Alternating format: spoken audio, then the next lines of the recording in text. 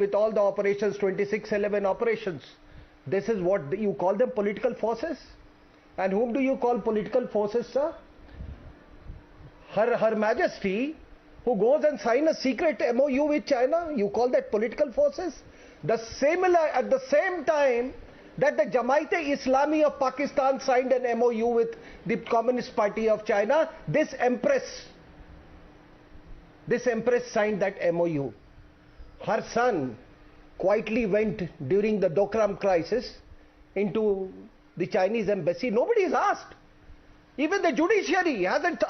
If I would have been the Chief Justice of India, I would have taken a suo moto.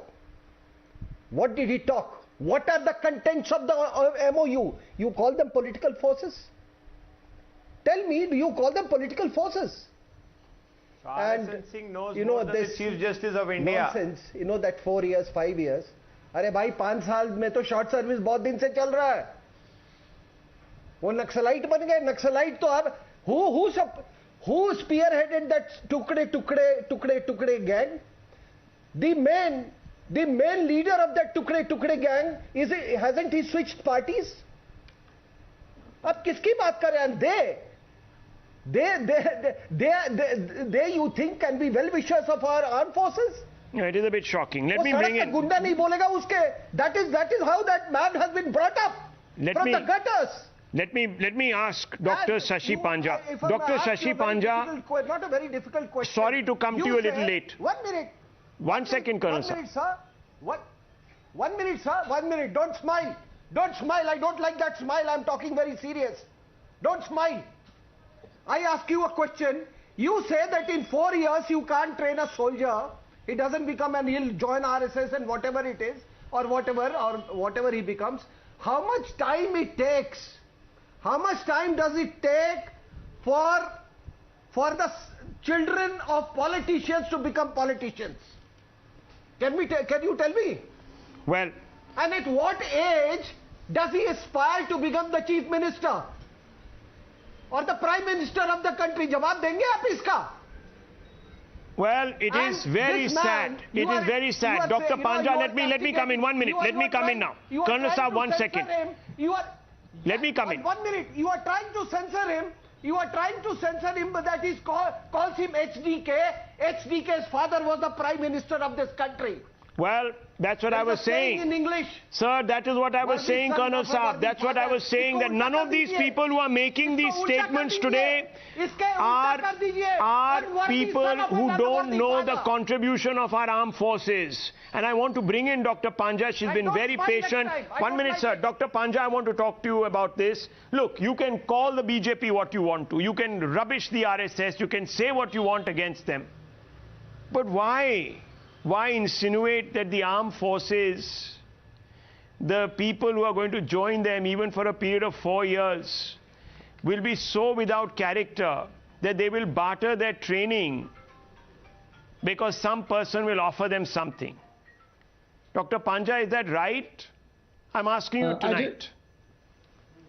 This is not the statement of Trinamool Congress or its leaders. We have merely said that, first of all, let me express my highest and deepest regards for the armed forces, because having gone through the discussion, it appears that the opposition is being battered very badly. I mean, we are not traitors. We love our country. We are not anti-nationals. So we, of course, condemn the violence also which has erupted after the declaration. Please allow me to speak. I have waited long enough. Let him finish. Let her finish. I have been polite enough not to interject during the discussion. Yes. Carry on. It is just that we are concerned.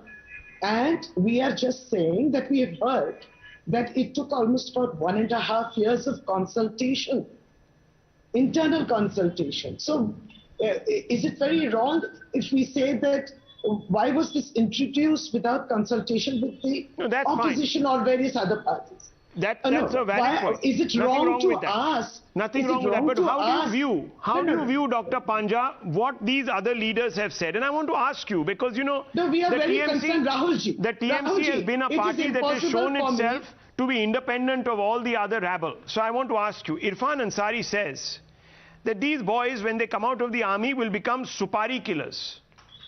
Imagine. Rahulji, it is difficult for me to respond to such. No, but you must. But we are also shocked. As a patriotic Indian, forget about a TMC spokesperson, as a doctor, as a patriotic Indian, just speak as an Indian today. Forget your party affiliation.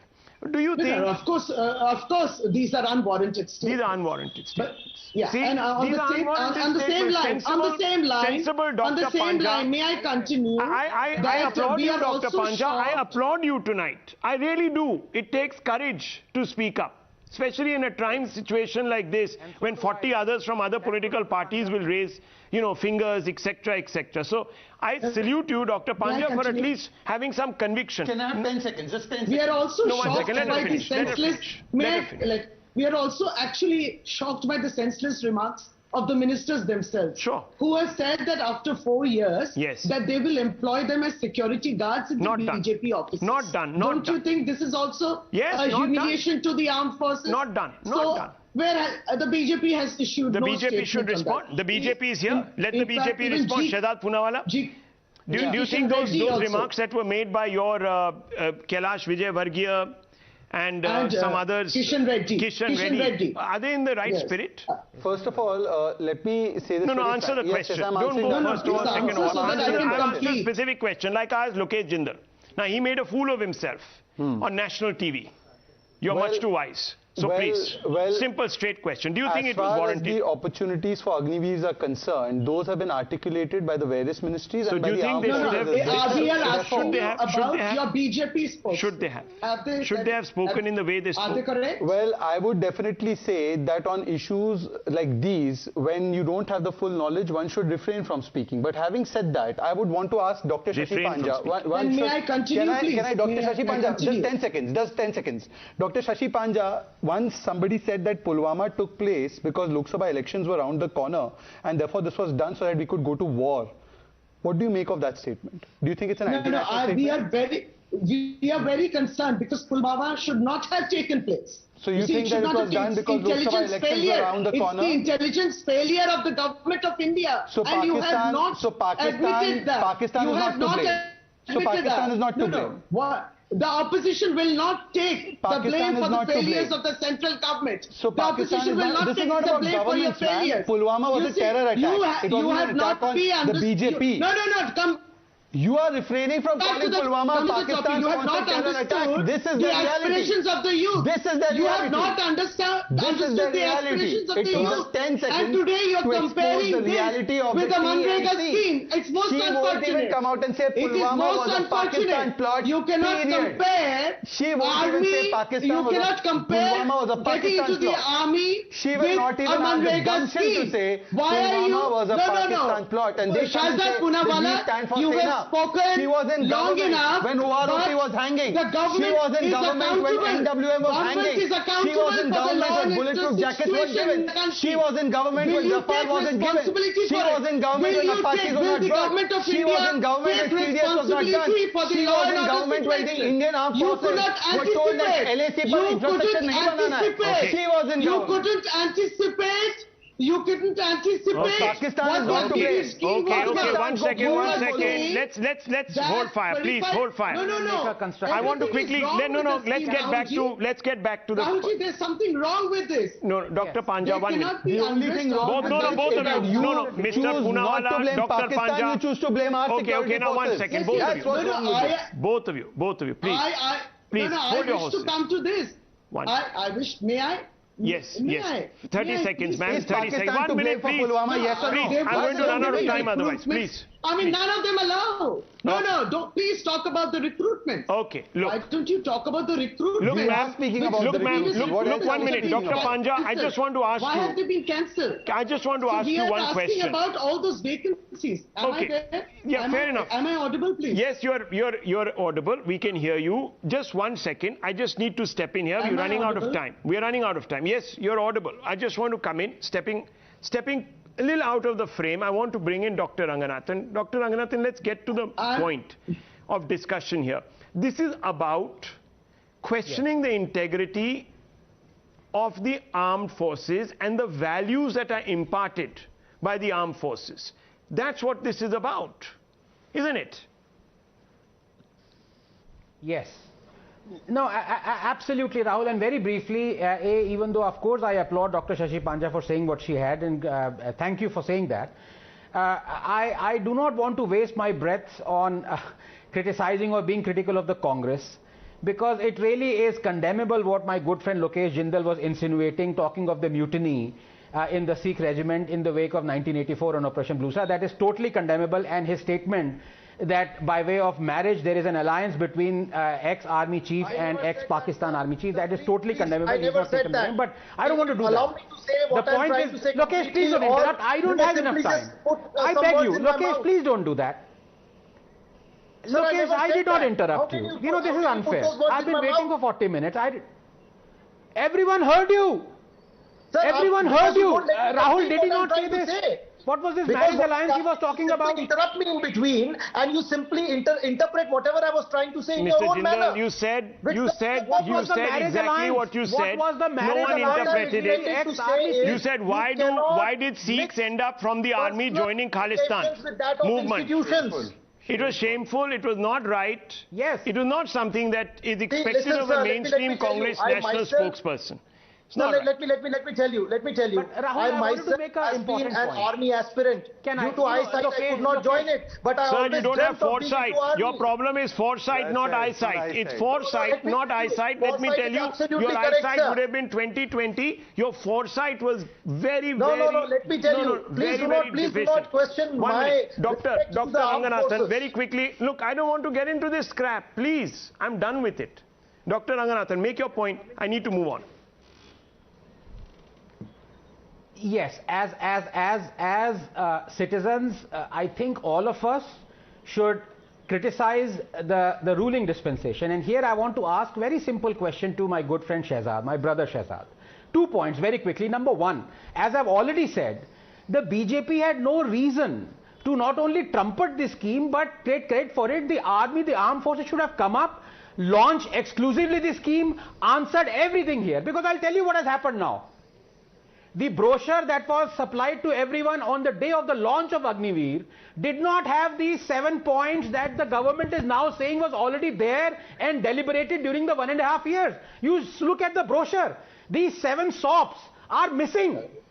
Like we will give 10% reservation in MOD, we will give 10% to this, we will give UGC. All those points are missing, Shehzad. Yeah, okay. So obviously those are an afterthought. BJP should not have come in here. This was exclusively an armed forces thing. Because this 10 seconds, Shehzad. 10 seconds. Please go ahead. If an engineering body, Shehzad, yeah, please just hear me out 10 seconds. Thank you. Of course, absolutely. If an engineering body wants to induct engineers, does it want political interference? You have NEET exam. Do politicians come in and tell the doctors, भाई ये exam पूछो? तो भाई army और defense forces का अपना exam है, उनको करने दो ना. बीच में क्यों आ रहे हो यार? Now, very humbly, Anand, the announcement was not made by the BJP. It was made by the Raksha Mantri, and the Raksha Mantri in the hierarchy of our defense establishment leads the team, and along with him were the generals, the armed forces chief, the chiefs of the 3 forces. But Raksha Mantri also said on day 1 that this is not the final announcement. There will be more announcements to come as far as this is concerned. And when a government stands visibly and physically with the armed forces saying that we have got your back, this is the difference. In 26/11, Manmohan Singh said, sorry, madam is not allowing me to do anything, therefore we can't take on Pakistan or those terror camps. Today this government says, yes, we will stand by you, whatever are your demands, OROP to National War Memorial, to Apaches, to defense corridors, to Atmanirbharta, to increasing the budget. We will stand by our armed forces. We are not one bit ashamed by it. Okay, well, look. One second, everybody. 1 second, please. Viewers, let's not drag our armed forces to the muck of politics. Let's not do that. Whether it's the opposition or the BJP or the examples that Dr. Ranganathan has sort of brought out here to paint all with the same brush, let's not do that. Colonel RSN is absolutely right. No one here in the political establishment can stand on any soapbox and lecture our military. They just don't have the credibility to do so. We should accept it. Viewers, let's move on. Because this whole business of calling people names, etc. continues. Top Congress leaders and its supporters hit the streets in the country against the AgniPath scheme, but the fight has taken a personal turn, crossing lines, realizing that the bunds that they were supporting or aspiring to support flopped. Desperate Congress, led by former Union Minister Subodh Kant Sahai, likened the Prime Minister to Hitler and warned him of a death like Hitler's. What's worse is when Times Now confronted him, he justified it. No apology, no remorse. The man who is believed to be close to the Gandhi Parivar dismissed the comment as a metaphor. Now listen in to what he said first, and then what he said right after, and then also I will take you over what Jairam Ramesh was quick to say to distance the Congress from Mr. Subodh Kant Sahai's remarks. Listen in. मुझे तो लगता है Hitler का सारा इतिहास इसने पार कर लिया। हुडा साहब बड़े गांव की भाषा में समझा रहे थे। हिटलर ने भी ऐसा ही एक संस्था बनाया था, उसका नाम था खाकी। सेना के बीच में उसने बनाया था। मोदी हिटलर की राह चलेगा तो हिटलर की मौत मरेगा, ये याद रख लो मोदी। ये कहावत कही जाती है जो डिक्टेटरशिप के बारे में कहा जाता है और सारे जनतांत्रिक मूल्यों का नाश हो रहा है, इसलिए ये कहावत कहा है हमने। Well, viewers, let's quickly open this up. I want to go straight across to Shehzad Poonawala of the Bharatiya Janata Party. Dr. Ranganathan is there with us. We also have Mateen Sharif, leader of the Congress, Mr. Mateen Sharif, and we have R. Rajagopalan, senior journalist. Mateen Sharif, do you think this remark should have been made by a senior Congress leader of the stature of Mr. Sahai? Is it becoming of him? Mateen bhai, I think you're on mute. You need to unmute yourself. Yes, sir. Please go ahead. Yes. Okay, for some reason we are not being able to hear Mr. Mateen Sharif. Mr. Lokesh Jindal, what do you make of this comment? Do you think it's made in the right spirit? Rahul, if you allow me to complete, I would say that, once there was a ruler called Muhammad bin Tughlaq, and he conducted all forms of experiment, shifted the capital, introduced token currency, and the last debacle that he did was his Khorasan expedition and all those forms of Karachil expedition. And who were suffering? The masses, the people, the subjects. Now this is what is repeating again. Now this government, right from the time period it has come to power, now whether it is farm laws, whether it is demonetization, whether it is GST, whether it is the present Agniveer scheme that it has introduced, it does not know how to introduce policies. It's for goddamn, it's democracy. It's not some form of autocracy. So the point is the Satyagraha is against the spirit with which... Sir, I'm only asking you, do you justify this gentleman's remarks? Yes or no, sir? Please, that's a question. It's a very simple, straightforward question. I didn't ask you for a theory exam. So please. Sir, what I would say is we need to get into the essence of it. We need to understand in which context this remark was made. And we need to understand that what were the aspects that were involved in this form of a statement. Okay, Mr. Rajagopalan, 1 minute. Mr. Rajagopalan. It all born out of Maudka Saudagar in 2004 onwards, because Congress lost its game. Congress could not understand what the country is moving towards, a new generation. That is the reason why my understanding of Congress is after 2002 and 2022, between these 20 years, Congress has been bashing Narendra Modi. They indulged in 3 A's, Rahul. One is arson, assault and abuse, anarchism. These are all the pet words of Congress because Subodh Kant Sahai thought... So you're saying this is unacceptable, right? Ballpark. Totally unacceptable. It's unacceptable. Now listen to what another Congress leader just said some days back. And he said, viewers, that Prime Minister Modi will die a dog's death. and he used the Hindi word for it. Lokesh Jindal, was that also okay, or should we look that in context also? Uska bhi koi context hoga. Congress condemns such use of word. What have you done about that leader? Has he been showcased? Has he been suspended? Has he been taken by the party? What action? Take the due course of action. That is the high command. What is the action? Tell us the action. The high command. I am not the high command. No, you don't know, because the high command is so high that it doesn't know what one of its junior spokespeople has said. It's so high, it's so in the clouds, it doesn't know. Listen to this, viewers. This is the second. Listen to this. बड़ी तादाद में लोग यहाँ पर है, ये तो कुछ नहीं है. अगर जरा सा भी कुछ हो जाएगा, पूरे नागपुर, पूरे विदर्भ, पूरा महाराष्ट्र इस सोनिया गांधी और राहुल गांधी जी के पीछे खड़ा हुआ है. अगर उनके बाल को भी जरा सा धक्का लगेगा तो इस देश के अंदर में अंगार लग जाएंगे, इस देश को ये बर्बाद हो जाएगा.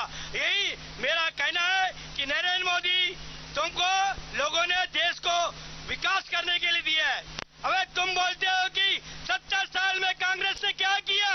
अरे जो 70 साल में कांग्रेस ने किया है उसी को बेचकर तुम देश चला रहे हो. तुम कुछ कर नहीं रहे. यहाँ तुमने देश को बेचने का काम किया है. इसलिए नरेंद्र मोदी अभी भी अकल में आ जाओ और लोगों के, गरीबों के, आदिवासियों के, तमाम अल्पसंख्यकों के जो काम करना है. आज नागपुर से हिंदुस्तान में बेरोजगारी बढ़ रही है, उनको रोजगार देने का काम करो. किसानों की समस्या हल करने का काम करो. जो काम करना है वो छोड़कर ये फालतू के काम करना बंद करो, नहीं तो नरेंद्र मोदी तेरा वही हाल होगा. अब क्या बोलेंगे कि जैसे की मौत होती है ऐसे नरेंद्र मोदी की मौत होगी. यह भी मैं आपको बोलना चाहता हूं. Okay, very quickly. Dr. Ranganathan, you wanted to make a point, and Shahzad Poonawalla. Yes, Dr. Ranganathan. Yes, no, very brief point, and I'll hand it over to Shahzad. Rahul, I have to say this, that it is profoundly ironical that a member of the Congress has made this horrible remark, especially regarding Hitler, and especially on a platform that was made to talk about Rahul Gandhi, whose maternal grandfather, Stefano Maino, was part of Benito Mussolini's armed forces, and he fought alongside Hitler's Wehrmacht, alongside the Soviet Union forces. He was arrested and made a prisoner of war. So I want to ask Mr. Lokesh Jindal of the Congress, did or did not Rahul Gandhi's maternal grandfather fought in Mussolini's army? It's a straight question, yes or no? Sir, but it is irrelevant. Irrelevant. Okay, viewers, everything is irrelevant as long as it's in defense of the family. And all these remarks are being made in the defense of the family. Now just think about it, viewers. I'm sorry I've run out of time, Mr. Poonawalla. I'll leave it to this. Well, I'll leave it at this. I'll leave it at this.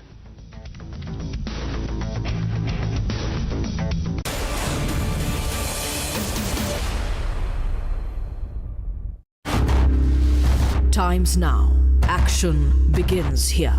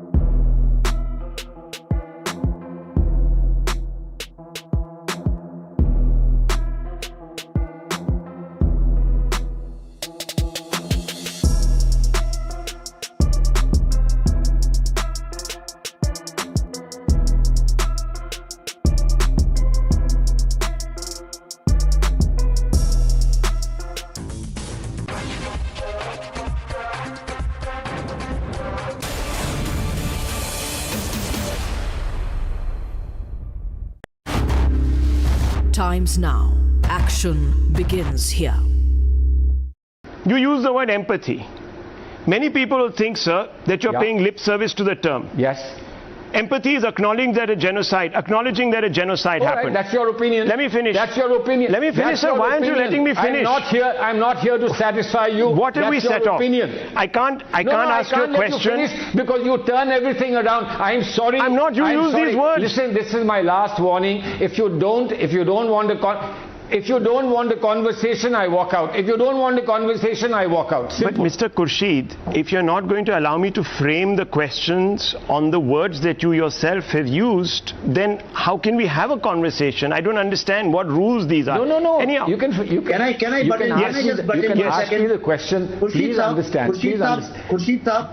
Khurshid साहब मैं बताऊं problem क्या है आपको सच्ची बात बताता हूं and from the bottom of my heart I want to tell you this that the people from your party have been openly behaving like genocide deniers. They are denying there was a genocide. It's not a good thing. Number one, as a vice person, senior most leader, if you can just put some sense in their mind and say, okay, you don't acknowledge it, but don't be a genocide denier. Second problem with your party is that they are using this film as a collateral damage for their political battles, which is not a good thing. I always ask your party people, would you ever do that with Schindler's List?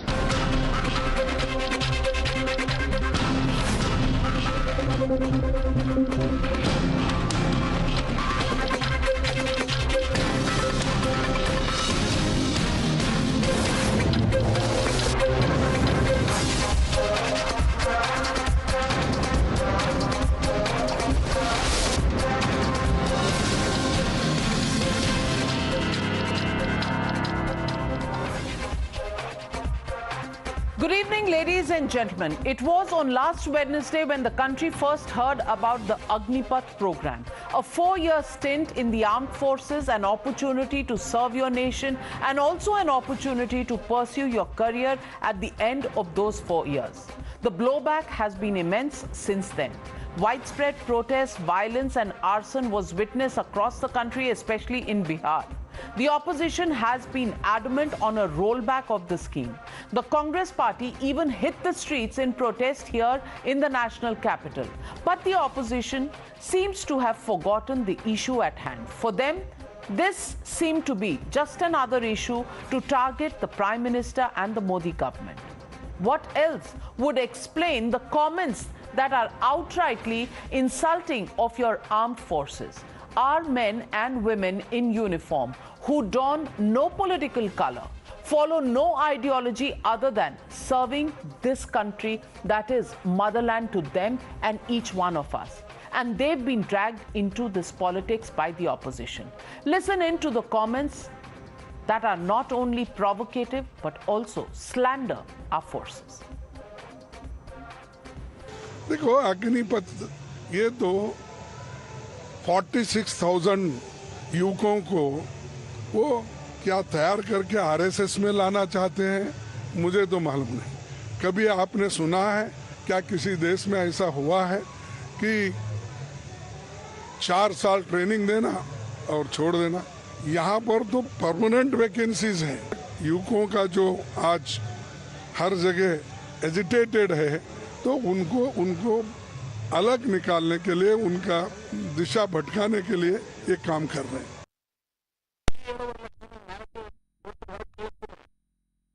ಇಟ್ಕೊಂಡು ಹೊರಗಡೆ ದೇಶದಲ್ಲಿ Nazi ಕಾಲದಲ್ಲಿ ನಡೀತಲ್ಲ ನಾವಿನ್ನೂ ಹುಟ್ಟಿರಲಿಲ್ಲ ಆಗ ಆ Nazi ಸಾಮ್ರಾಜ್ಯ ನಡೆದಾಗ ಹಿಟ್ಲರ್ದು ಆಗಲೇ ತಾನೇ ಇದು ಉದ್ಭವ ಆಗಿರೋದು ಈ ಆರ್ಎಸ್ಎಸ್ ಅದನ್ನ ನಮ್ಮ ದೇಶದಲ್ಲಿ ಏನಾದರೂ ಇಂಪ್ಲಿಮೆಂಟ್ ಮಾಡಲಿಕ್ಕೆ ಈ ಅಗ್ನಿಪಥ್ ಅಂತಕ್ಕಂಥ ಹೆಸರನ್ನ ಅಗ್ನಿವೀರನ್ನ ತಯಾರು ಮಾಡಕ್ಕೆ ಹೊರಟಿರೋದು.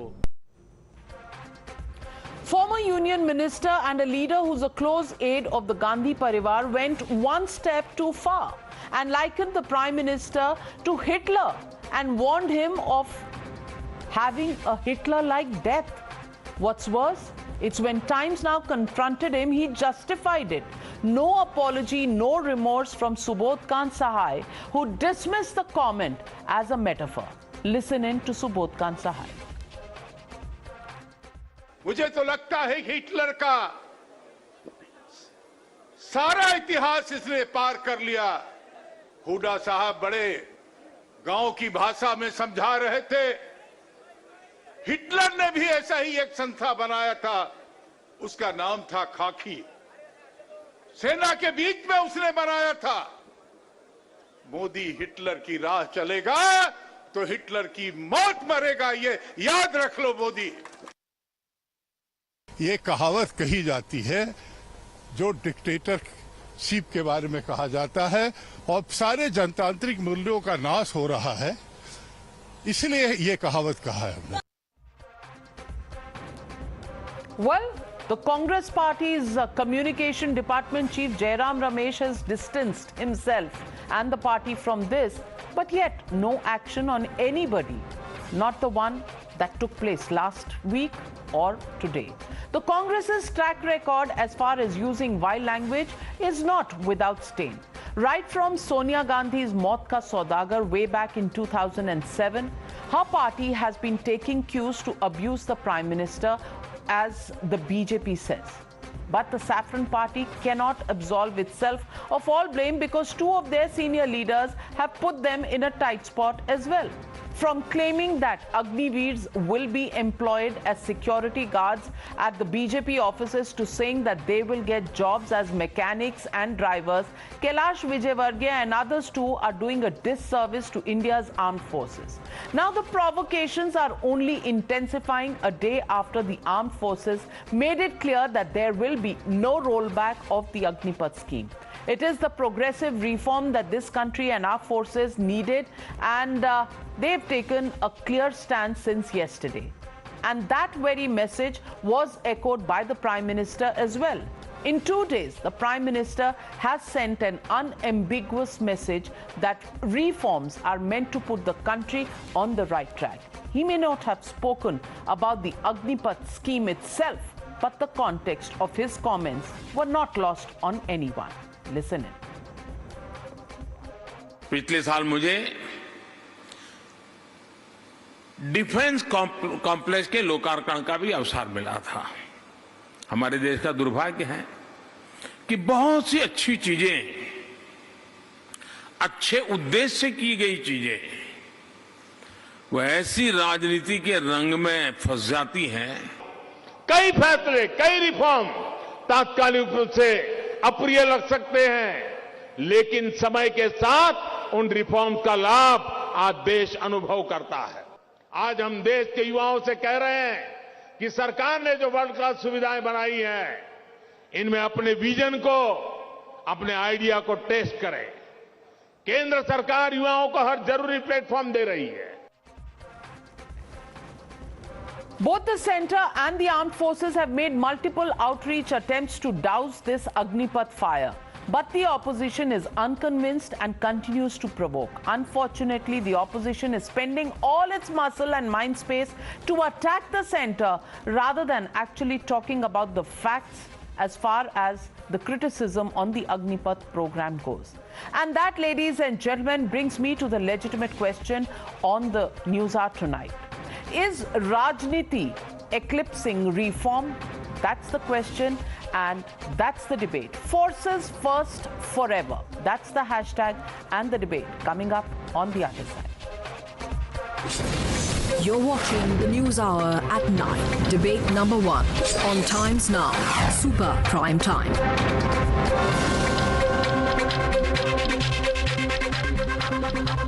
And joining the debate this evening, Gaurav Bhatia, national spokesperson of the BJP, Mohandas Pai, chairman of Aryan Capitals, Sushant Sareen, senior fellow at the ORF, Dr. Kakoli Ghosh Dasdidar, member of parliament and spokesperson of the Trinamool Congress, Tehseen Poonawala, political analyst, Jasmine Shah, vice chairperson of the DDC. First to you, Tehseen Poonawala, I want to ask you, is this a regular feature for the Congress party when they don't have an argument? They just come down to plain abuses. And right now, I think the issue is AgniPath scheme.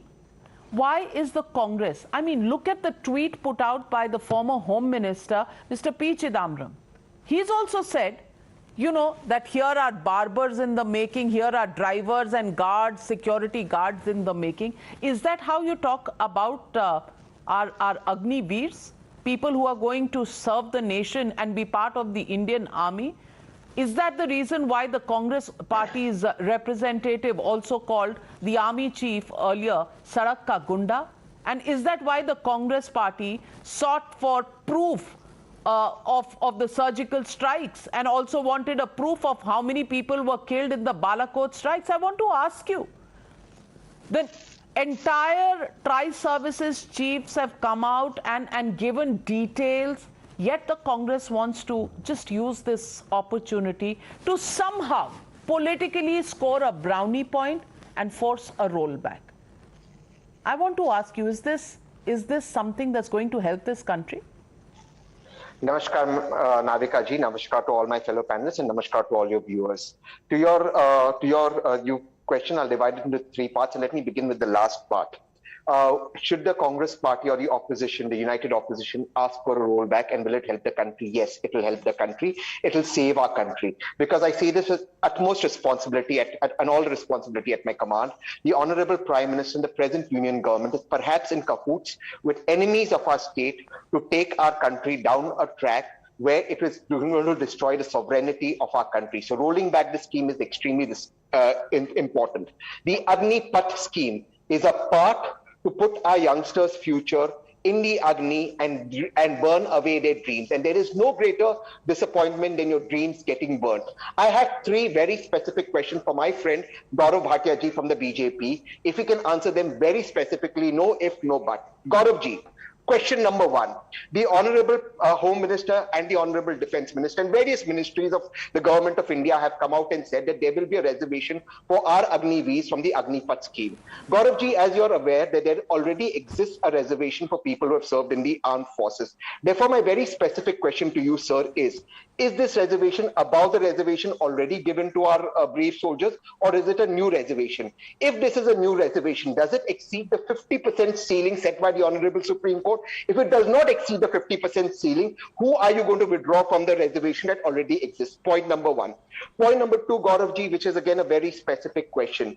The 25-75 ratio that you have thought about, what is the plan to ensure, A, that there is no unionization, political pressure, or there is no other means by which there is competition to take the 75% in? Because in any regiment, there has to be fraternity. With this 25-75, there will be competition between the four people to get selected, and instead of unity, there will be fights in the regiment. How have you thought about this? And my third and very specific question, do you condemn what Kailash Vijayvargiya and the Honorable ex-MOS Home and now Minister of Culture, Krishna Reddy, said that Agniveers are being trained to become barbers, drivers, and chowkidars at the BJP office? Yes or no? Three specific questions. Let the country know. Please answer the constitutional question. First, will you regret the statement and the tweet by Mr. P. Chidambaram, which says exactly the same thing? Will you Mr. Chidambaram, will you express regret on his tweet? Mr. Chidambaram said that sarcastically. Mocking what the BJP said. Yes, what the BJP how do you know that Vijayvargiya didn't say it sarcastically? Because Mr. Vijayvargiya, and you may please play the tweet. You're peeping into people's minds now. No, I'm not. I'll give you an answer to that if you do allow me. Thank you. Mr. Vijayvargiya in front of the camera said people who pass the AgniPath and Agniveer scheme, he will recruit them as watchmen for the BJP head offices. Mr. Chidambaram took a dig at that. There's a difference between the two, ma'am. There's an absolute difference. You know it, I know it. Well, there's a difference between the two. Mohandas Pai is shaking his head. Mr. Mohandas Pai, difference between the two, says Tehseen Poonawalla. Is he the latest certification authority? Navika, I'm so surprised that the Congress are such brilliant, well-thinking people who got a good track record. They keep on abusing the government, making wrong statements, using abusive languages always, making some very silly statements. People of this country are watching them. Do you think the voters like this? Do you think the voters are going to vote for them? Not remember what they're saying? All these insults, abuses, people will remember that. When the time comes for casting the vote, they're not going to cast vote for the Congress. The Congress has to make amends, tell the people what they stand for. Today, the sad truth is, apart from his abuses, nobody knows what the Congress stands for. It's a great party with brilliant people. The country needs an opposition, but it's going downhill and only abusing the government, abusing Prime Minister Modi. Whenever they abuse Prime Minister Modi, he becomes more popular because people are standing up for him. If you want to counter like an opposition, counter with data and facts, making such silly statement like Chidambaram did, threatening statement, abusing Prime Minister Modi, calling him a Hitler, is not going to carry you anywhere. It's only going to destroy your reputation and hurt you when it comes to voting. All these young people are protesting. They're not going to vote the Congress because they know what the Congress stands for. They're very angry and upset. No, you've had your turn. You've had your turn, Tehseen Poonawalla. Just have a glass of water while I get in Jasmine Shah, because you made a statement that there. 1 minute, calm down. The debate has just begun. The debate has just begun. Everybody needs a turn to speak first. I can't hand it to Congress. See your numbers in Lok Sabha and in Rajya Sabha and then decide the time that you should take. Absolutely. Mr. Jasmine Shah, I want to ask you, Tehseen Poonawalla made a very tall claim and said that the united opposition wants a rollback of this AgniPath scheme. Number one, question to you. Are you part of the Congress party's united opposition? And number two, do you think there should be a rollback of this scheme? Navika, I'm not sure what this united opposition is. The day this scheme was announced, it was very clear that this is toying with the future of our country's youth, and it is toying with the future of our country's security. And Aam Aadmi Party was the first party to say that this scheme uncategorically needs to be rolled back. You know, there was a time in this country where the slogan Jai Jawan, Jai Kisan used to resonate in the hearts and mind of every person of the country. Unfortunately, under BJP's regime of PM Modi, first the farmers have suffered uncountably, and today the Jawans are crying. You know, their future is being thrust into dark. You know, each Jawan prepares for 2 years, 3 years. That is the only hope that they have for an economically secure life and for a lifelong respect as an army person. They want to serve their nation for the rest of their lives. And here you are saying that you are no good for us after 4 years of service, only some 20-25% will be allowed to continue.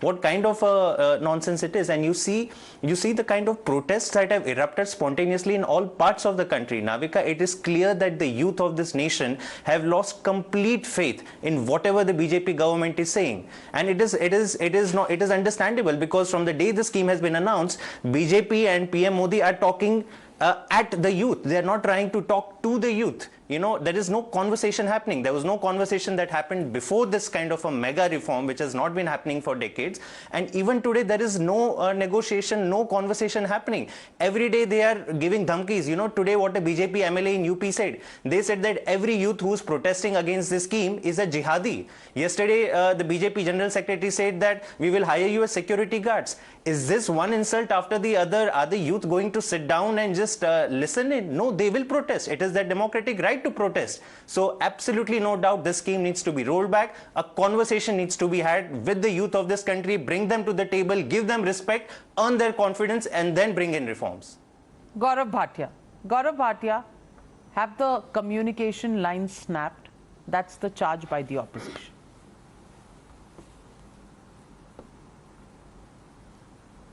Navika, first I would like to very pointedly say that dissent, disagreement is welcome in democracy. But something that I as a citizen and none of the citizens would take, what are those? Let me spell it out.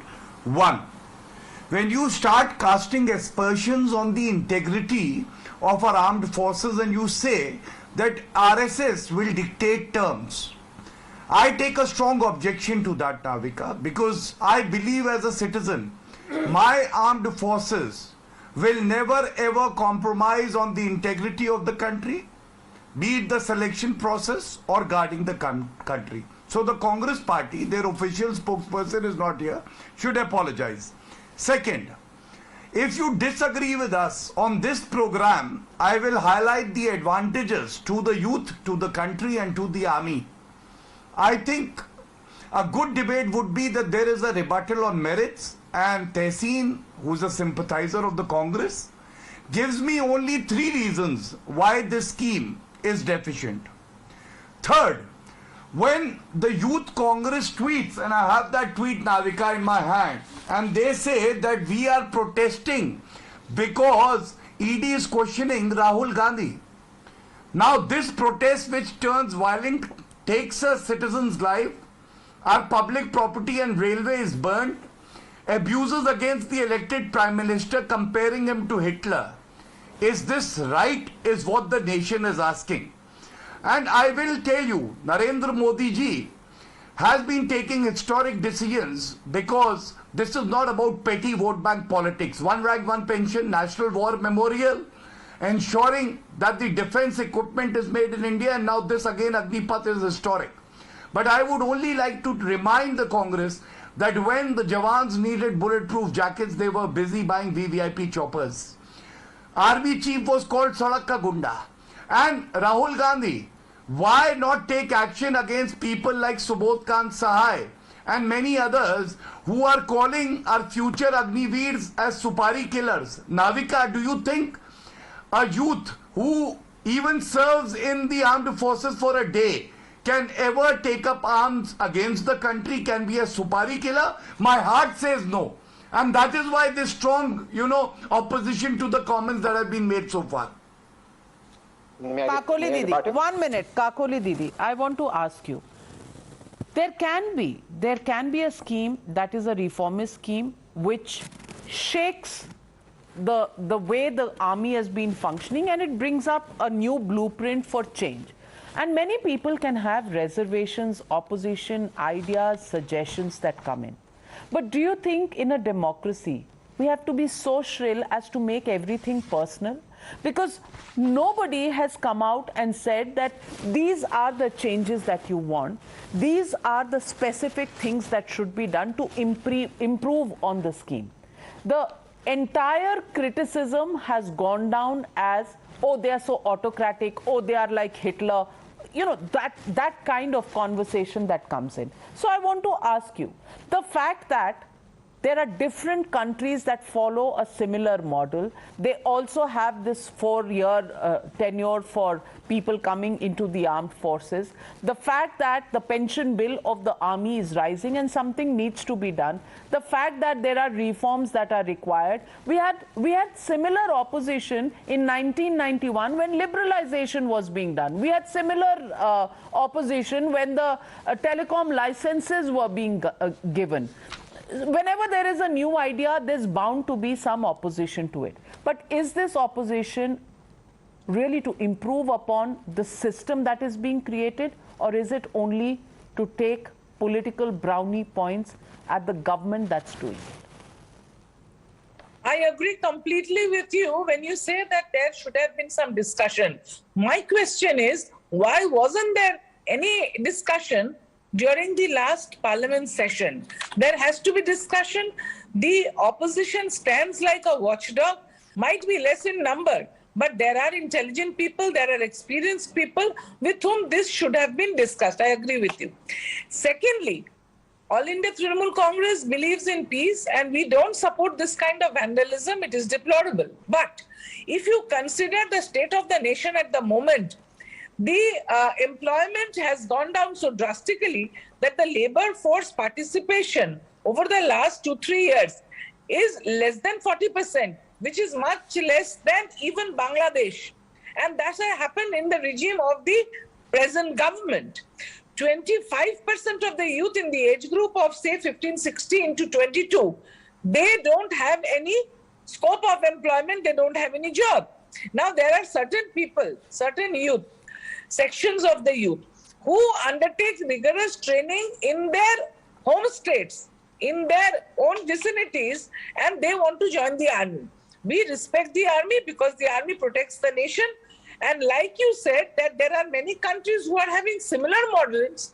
Well, no country possibly in the world has 22,000 kilometers of international border surrounded by countries which are not so friendly. India has. So when you have to take in these people who will guard the nation and us, the citizens, then their training has to be perfect. It is known that to complete Can I respond, Navika?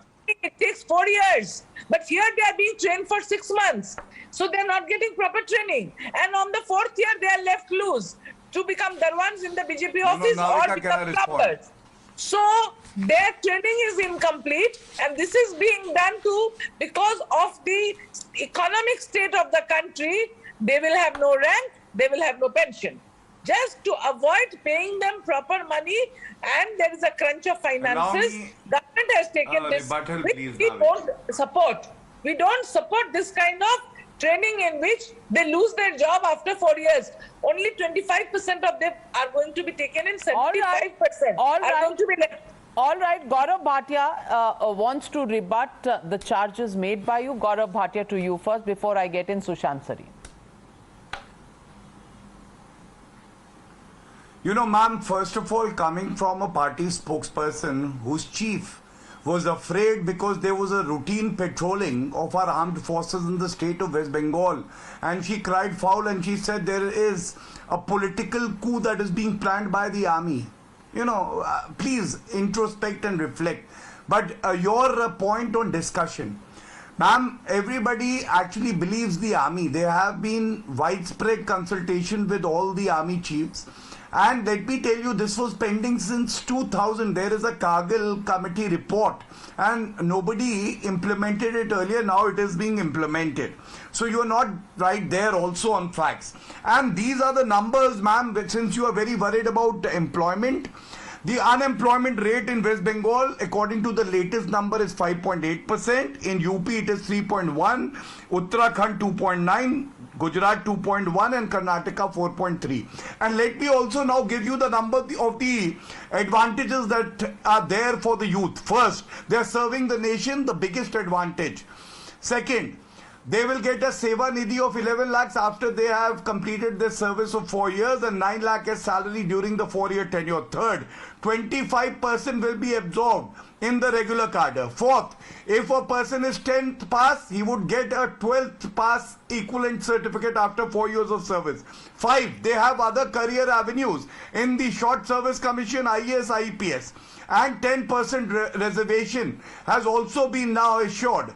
So 10% reservation in other paramilitary forces. Don't you think these are advantages that should also weigh with the opposition? Don't oppose for the sake of opposition. And I challenge you people to give 3 disadvantages of this very scheme. It's an ongoing process. The government has been flexible, increasing the age from 21 to 23. And also other changes have been made. I think you people should also make some constructive suggestions rather than opposing it. Thank you. Well, so this is a one time, only this is a one time, that raising the age by 2 years is a one-time effect, not throughout. They should be thinking about it forever. In light of COVID, ma'am, I give you 7 advantages. Can you just name 3 disadvantages or shortcomings? Maybe your suggestions are constructive. We'll look into it. Give us 3 right away on time now. Let this be the platform for meaningful dialogue. Yeah, on a formal discussion, not on the TV channel. No, you give 3 right away. You are taking citizens' lives. Why you are 3? burning railway coaches. You are abusing the Prime Minister. You do not have faith in the army. Give us 3. I can give you 30, but not on this platform. There should be a formal platform. Navika, look at this. She can't even give 1. She can't even give 1. I can give you 30. I don't want to waste Navika's time. She stands exposed. Ma'am, so give us 3. Ma'am, you are saying there is no communication, there is 1, no 2, exchange 3. of ideas. Well, you should at least till the Parliament session, use this platform. It might be too late then. So don't stop me. Okay, I will start talking. Don't stop. I wanted to save your time.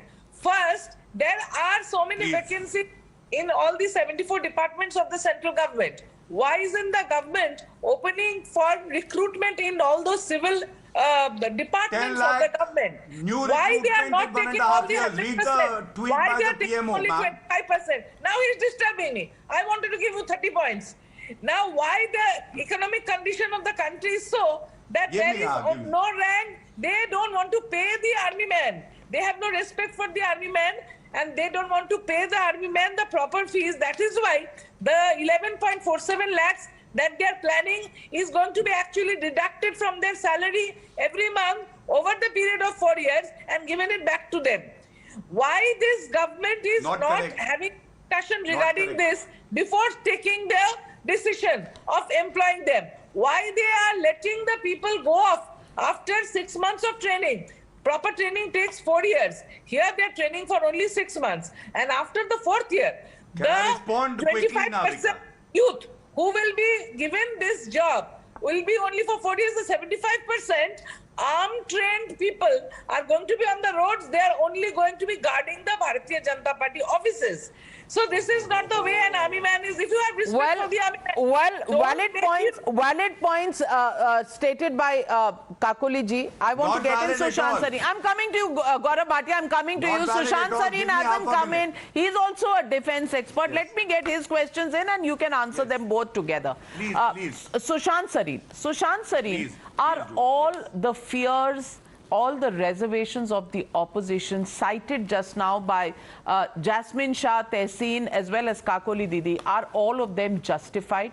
Is the government only trying to save on the pension bill?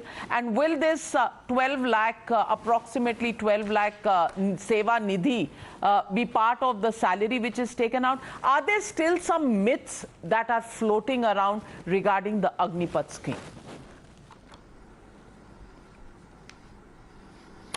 So yeah, some part of the 12 lakhs which will be given to these guys after their tour of duty is over will be from their salaries, but an equivalent amount will be deposited by the government into their accounts. So that will make a consolidated sum which will be handed over to them when the tour of duty ends, assuming they are not in part of the army. Now, I wish the MP from TMC had actually given any constructive suggestions. What she, parroted out was the standard, complaints which most people are doing. I think the only valid question was raised by Tehseen when he asked about the reservation policy, and I think Mr. Bhatia and his party and the government need to come out with more clarity on how that particular reservation scheme is going to work. Now, that was valid. But having said that, it is, I find it kind of two things which I found appalling. One, I always thought that, we are moving to a society, towards a society where dignity of labor is a thing. The kind of disparaging and contemptuous remarks that MPs who talk about, not having a casteist society, uplifting the, downtrodden, the kind of contempt with which Mr. Chidambaram, the MP from TMC, I think even the Aam Aadmi Party representative, have been talking about what is wrong in being a security guard, what is wrong in being a barber. Are they untermensch? Are they lesser beings? What kind of casteist and upper classist kind of logic is this? But that is asides of the bigger argument. Now, the MP from TMC talks about training. What does she know about the training of soldiers right now? What is the schedule of the training? Does she know that training is a never-ending process as far as the army is concerned? Right now it's 9 months. You can refurbish that whole training and you bring it down, the basic training, to 6 months, after which they go to their units where the training is a constant thing. And you are deployed also and you are trained also. Now, either the MPs who are talking about this and waxing eloquent, I wish they would be better informed on the procedures within the armed forces, about the training procedures, the training protocols. But, if it is a pure political opposition and the fact that everybody is treating the army as an employment agency. When Mr. Bhatia asked the TMC MP to name 3 constructive suggestions, her first thing of why are 10 lakhs or I don't know, some number she quoted, jobs left empty. What does that have to do with the Agniveer scheme? Or are we saying now that the army is an employment agency? Then you talk about people want to serve in the army for the rest of their life. Do you know how long an ordinary Jawan serves in the army? It's not for the rest of his life. He joins at the age of 17, 18, he serves for about 15 years, he retires at 32 to 35. Majority of them. Please tell me, what is his employability at 35? Okay, he might be getting a pension, but can you scoff? Now, you are members of parliament. We elect you to represent us, and on the principle, no taxation without representation. You are taxing us and you are spending that money is there going to be no responsibility on how government expenditure is to be controlled? Mr. Sarin, whoever you are. I am the member of the Home Standing Committee for 15 years now. Whoever you are, madam. As you know, I know better than you. And I'm also a doctor. But then, I know how so they are please trained. tell me, what is the training protocol? You mean to tell me a Jawan is trained for 4 years? Specifically, are you saying a Jawan is trained for 4 years, madam? You talk specifically regarding the issue and the scheme, or you don't talk. You are not sitting here just to become an insulting factor. Either you say... I am talking about the scheme. What is wrong with a 6-month training schedule? It is not complete. What is wrong with the 6-month training schedule? What do you know about the training schedule? Half-baked. How do you know it is incomplete? Half-baked. I know because I know the subject. How do you know it is half? Do you know how long the? Do you know what is the basic training schedule of the U.S. Marine? I am not here to answer your questions. I am not here to answer your questions. Whoever you are, I am not here to answer your questions. Then what are you here for? Madam, you are a public representative. We people elect you. How can you be so presumptuous as to say that you cannot answer my questions? Instead of discussing the scheme, instead of discussing the poor boys who will be admitted at the age of 17.5 and left at large at the age of 22, instead of the vandalism that took place, the deplorable actions that took place, and instead of asking for punishment to those people... I wanted to discuss that, but you took the topic somewhere else, ma'am. I can bring a privilege motion against you. Allow me to come in. Allow me to come in. No, there is and there should be no attempt to insult anybody, and nobody is trying to do that, ma'am. No, there is no attempt to do that. He is a senior fellow at the ORF, and he's a defense analyst. He's very well armed to discuss the issue, and that's as a defense expert. I'm asking you a question. What is wrong with asking you a question? He's asking you a question, ma'am. Does he know the ratio of death amongst the army people and the paramilitary forces due to combat causes and non-combat causes? He has to take into consideration. It appears from whatever he's saying, his only intention has become to insult the MP. I have been elected by the people, you haven't been. And I am experienced enough to talk about things I know. I agree with you, which is why I'm saying. Talk about the scheme. Which is why I'm saying, you have raised a question on the training schedule. What is the training schedule? I am not here to answer you. I will You are saying they are trained for 4 years. Please tell me which Jawan is trained for 4 years. You answer the question Navika asked you. Don't look at me, okay? And don't insult me. You have no right to do that. Let's not derail the debate. The debate really... I am not insulting you, ma'am. Sushant, let's come back to the major issue. And the issue here is the training period arbitrary at 6 months? And Jasmine Shah, that's where I come in. You know, what was designed 20 years ago as a 9-month training period can be reduced. And we have modern technology and modern ways of doing... No, not that, Navika. Can I please respond with facts? Okay. I hate to interrupt you, but I want to give some facts. I will come back. Please. Maybe the facts can come in. He'll like respond to Jasmine Shah also. Yes. 1 minute. Jasmine Shah, what is your major problem with the scheme? Just that it is a new scheme? Well, then that would be called political opposition, because you had a political opposition to the position of the CDS, to theatre command, to Article 370 being removed, to 10% reservation of EWS, to triple talaq, to CAA. Everybody has an opposition to any scheme that comes. But these are political opposition. I see it as that. If you have an opposition to the AgniPath scheme, what are the specifics? Absolutely, Navika, and thank you for bringing this debate on actual points which are, making this entire scheme a flawed scheme. First and foremost is the aspirations of the youth of this country. So many thousands and lakhs of youth of this country aspire for a lifelong passion to serve in the army. They prepare for it for years and they are willing to give their lives for their country. What is the country telling them by giving them this 4 years kind of an opportunity with no job guarantee after that? That we will post you in Siachen, we will post you in temperatures from -20 to +50 degrees centigrade, be willing to lay down the lives, but you know what? After 4 years, please fend for yourself and your family. It doesn't matter that an MP or an MLA who has served for even a single day gets a lifelong pension. But a Jawan no longer in this country deserves a lifelong pension for willing to give up their lives for the country. Second point, that's the first point. I'll make points because Gaurav Bhatia asked 3 points. I'll give you more than 3 points. Second point, you said that there is some magical skilling and training that is going to be given in this period, after which the entire economy and all the companies and government will lap these people up. Do you know, Navika, what is the placement rate of ex-servicemen who've been trained not for 4 years, for 15 years, for 20 years, with hardcore skills that anybody in the world would respect? 2% is the placement rate. 98% of the ex-servicemen today are going without jobs. The BJP government has no answer for that. Yet you want to, create this kind of an illusion that there'll be a lot of jobs waiting for these people.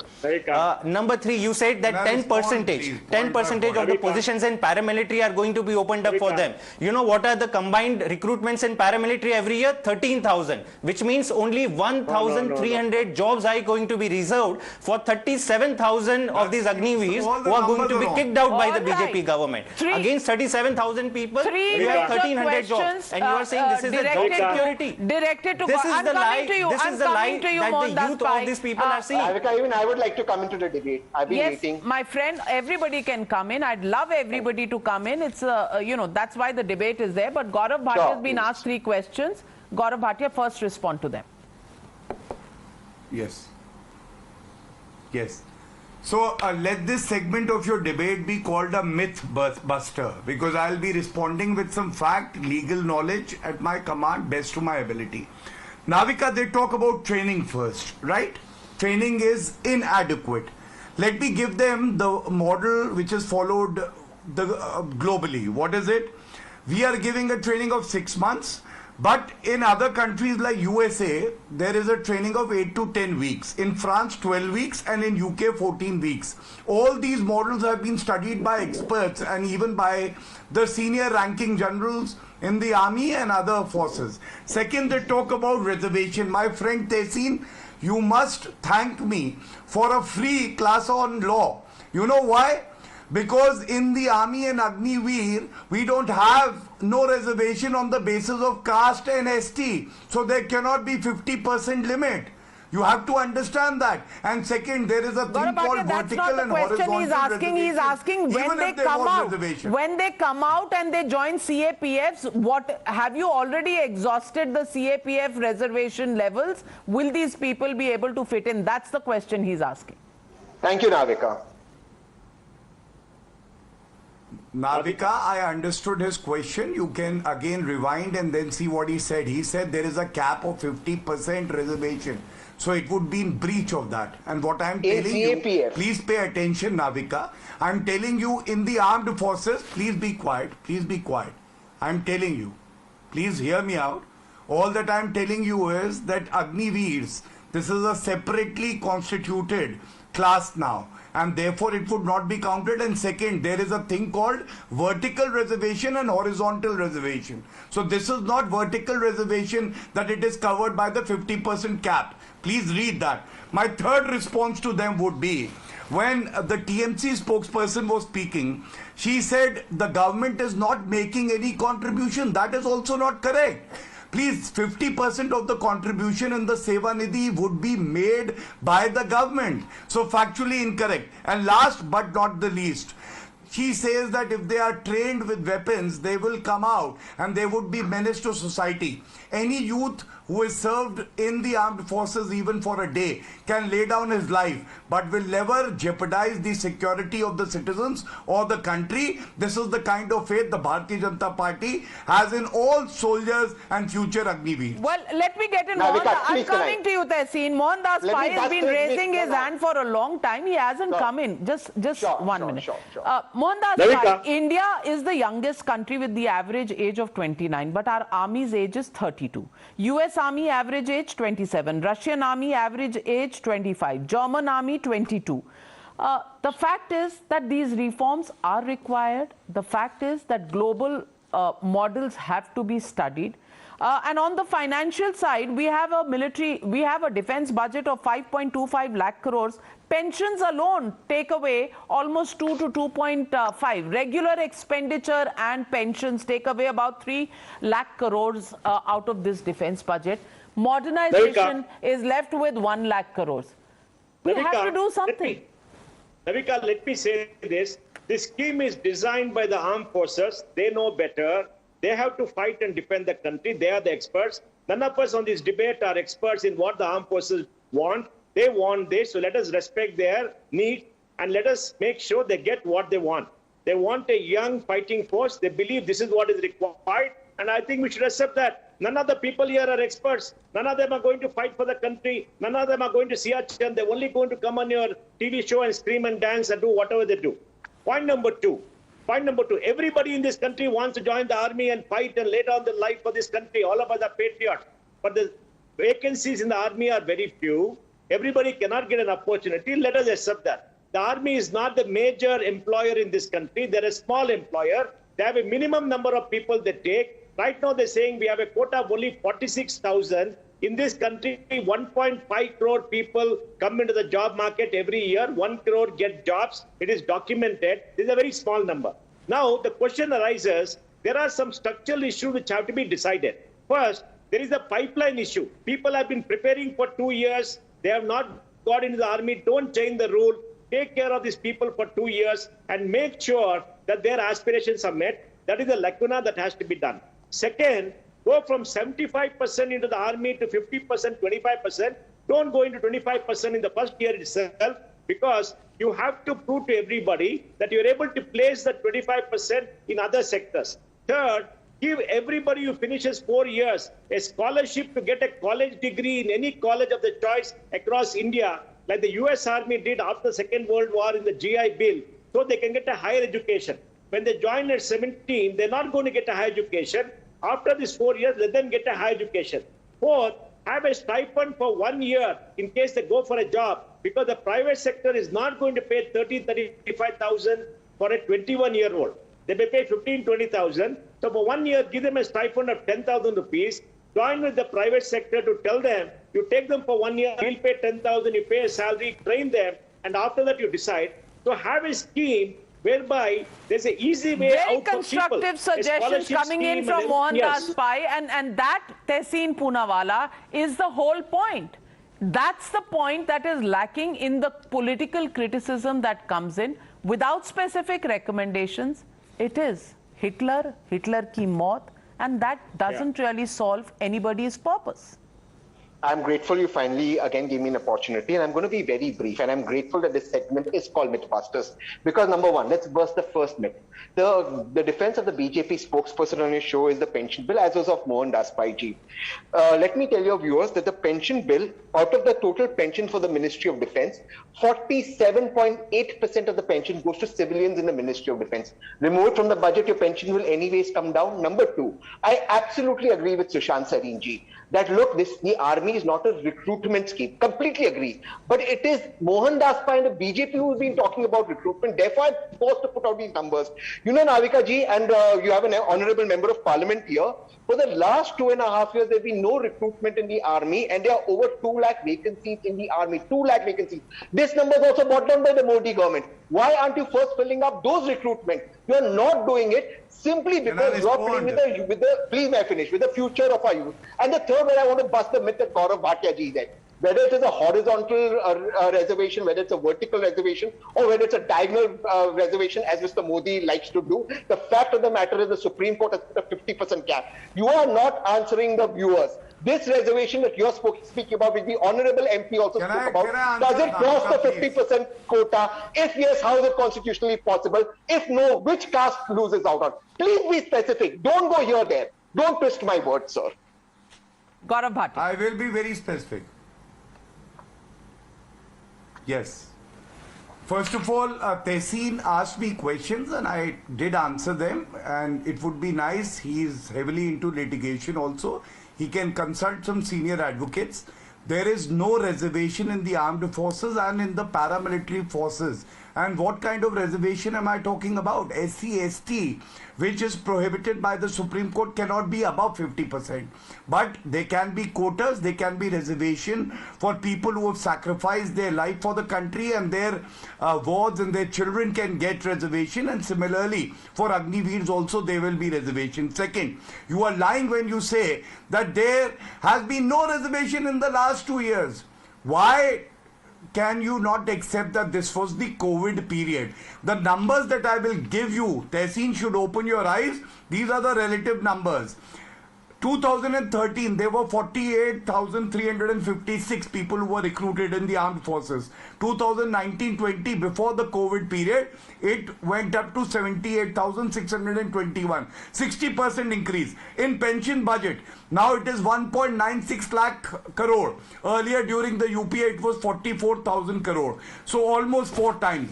One rank, one pension. When we implemented Tehseen, 42,700 crore has been given to the veterans. 21 lakh army veterans have benefited, and you gave a 500 crore budget in the last year of your governance in 2013-14. This is the difference. Don't question our integrity and our commitment towards the nation and the armed forces. Make some constructive suggestions. 2 years, Mr. Modi could do rallies, go to West Bengal and do Didi O Didi, but could not recruit army men because of COVID. Come so on, 2 years he could do Uttar Pradesh election. He could do West Bengal election, but he can't recruit army men. Tehseen Poonawalla, you're back to what the Congress's DNA is, which is pointing fingers and using foul language. Why was there no recruitment for 2 years? No, if but Mr. why? Modi could do rallies, why could there not be recruitment in the army? Then somebody can turn around and ask you, your party also went for so many rallies. How many seats do they have to show for it? Why don't you give the country an account for that? That can also be asked, but that has nothing to do with the Agniveer scheme. I want to get in Sushant Sareen. Sushant Sareen. One minute. Sushant Sareen, my question... I just had one question for Tehseen. No. 1 minute, Gaurav Bhatia, I'm coming. Sushant Sareen, I want to ask you, the question here is, has there been enough time given? Should sweeping changes of this kind have some sort of public platforms where views are gotten, where suggestions are gotten before these schemes are put out? Do you think there is merit in the criticism that has come in on that score in terms of preparing people for a reform that comes in this manner, which changes the way the army has recruited people for so many years in the past? So, Navika, part of the problem is that very often a reform measure in a particular area, when you start adding extraneous considerations to it, then you have the kind of mess you have right now. Now, as far as the recruitment reform is concerned, the army has been at it for the last 2 years. And just today I was on another program, and a person I respect immensely because he has been a general who has, always been a bit of a dissident. I'm talking about General Raj Shukla, who just retired. He also said that he was part of this process. Now, if a man like him was part of this process, then you can be rest assured that, and he's a very cerebral guy, you can be rest assured that people would have gone to every small extent to see how this scheme works out. Now, the problem is that whenever you bring out a scheme like this, as you very correctly said right at the outset, any reform will lead to some reaction. Now, whether the kind of reaction we are seeing right now, how much of it is genuine, of people who feel that, they've lost a certain chance, and how much of it is orchestrated, I will leave to your investigative reporters to come up with that. But some reaction is expected. The problem, however, is that in an army kind of a setup, where it's a very kind of a closed kind of a setup, you come up with a plan which you think will serve the organization. You do not take into account the larger thing that, army is now become an employment agency. Politicians will jump into the game because they want to get maximum recruitment. They think that a 40,000 or 50,000 recruitment is going to solve their problems of unemployment, which they need to do, which they need to address in other ways, which they haven't addressed. But the army comes up with its suggestion. Now, the moment you put that plan into action, some lacuna will be there. And as Mr. Pai has come up with, I can have some problems with some of his suggestions, but by and large, I think he's come up with some very constructive suggestions. And the government should be open to the idea of taking into account some of these recommendations which are implementable, which are possible, which are feasible, and which do not place a burden on the national exchequer. You cannot afford that you have a very strong defense, but your country is bankrupt. We've seen the example of the Soviet Union, which collapsed despite having a very strong army. We are seeing the meltdown in Pakistan, where the defense ministry and the defense services take the bulk of the resources, and there's nothing left for the rest of the country. I'm sure none of the MPs would want it. I'm sure no politician would want that. You have to have a balance between an effective defense and a developmental oriented economy. And an economically so you have to strong balance economy. the two. If there are some lacuna, address it. Well said, Sushant Sareen. So, Jasmine Shah, my question is, and to you first and then to Kakolidi, my question is the same to both of you. When the tri-services chiefs have come out, they've put their weight behind this whole recruitment process. Why is it only being seen as a political scheme? Why don't we realize that the defense services is a professional service, and when it takes a call, it takes a decision, then it is for the good of the country? Why are we not convinced? Why are we not limiting ourselves to good suggestions rather than questioning the defense services, the chiefs who have come out and put their weight behind this scheme? Jasmine, to you first, and then I'll ask Kakuli. Navika, we have never for once questioned either the integrity or the experience of the defense services. And let's not, every time in this country when the BJP regime that is in charge of running the country, if there's a criticism against them, let that not be equated with the defense services. Damika, there are many retired army people, very respected names. Mr. Sushant Sareen gave one name. I can give several names of people who have openly come out and say that there are many flaws in this policy. If at all you wanted to try such a major reform, try it in a small manner, try it in a pilot, see if these youth have any future after these 4 years, because we know there is a problem of unemployment in this country. And if you want to balance budgets, if you want to reduce your fiscal burden, please do it by cutting down your advertisement, cutting down so many other useless expenditures that you're doing as a nation. Why do you have to start by compromising the future of those people, those Jawans who have been laying down their lives for their country? Well, they have been working away from their family. They don't see their family for years, but you want to start by cutting down and you want to compromise on their aspiration to serve the country for their entire lifetime. Well, but give them an option. Didi, the army cannot be treated as an employment exchange. Sorry? The army cannot be treated as an employment guarantee scheme. No, nobody asked for the army to be treated as an employment guarantee scheme. There are other departments, 77 other departments with a lot of vacancy there.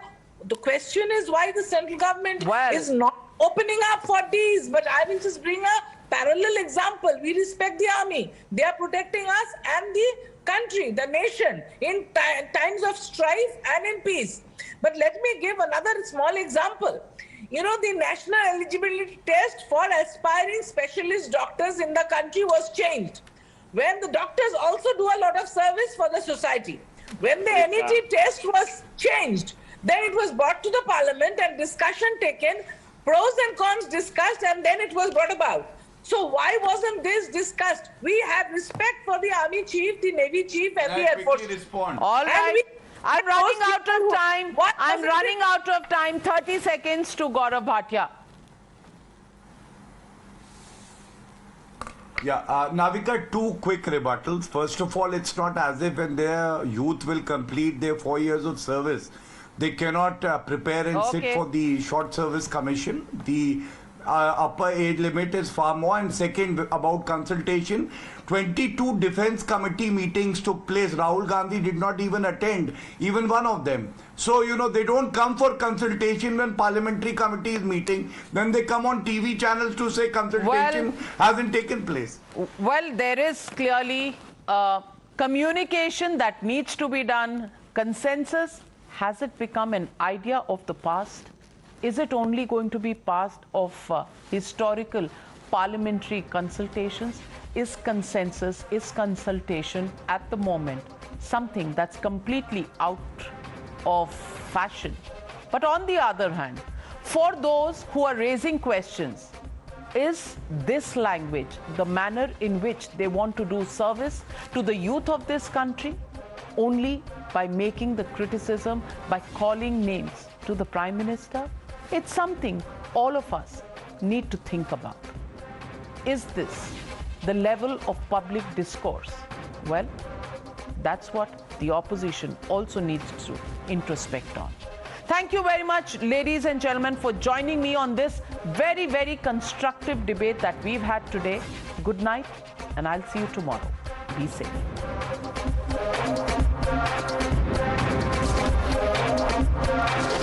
The News Hour at 9 will be right back after the break. Times now. Action begins here.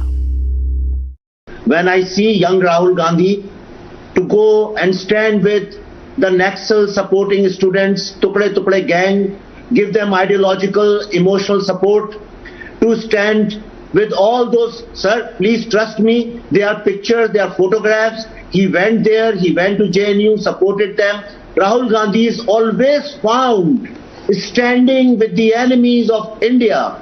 Slowly your party has started sounding as if you are absolutely anti-Hindu.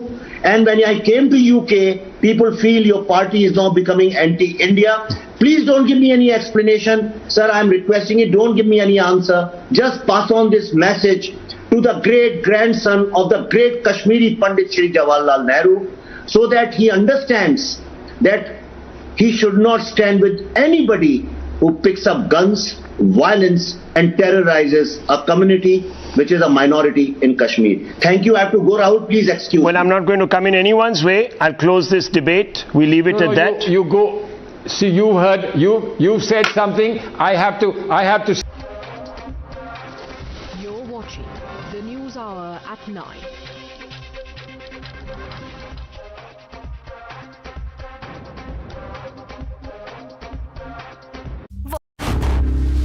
Times now. Action begins here.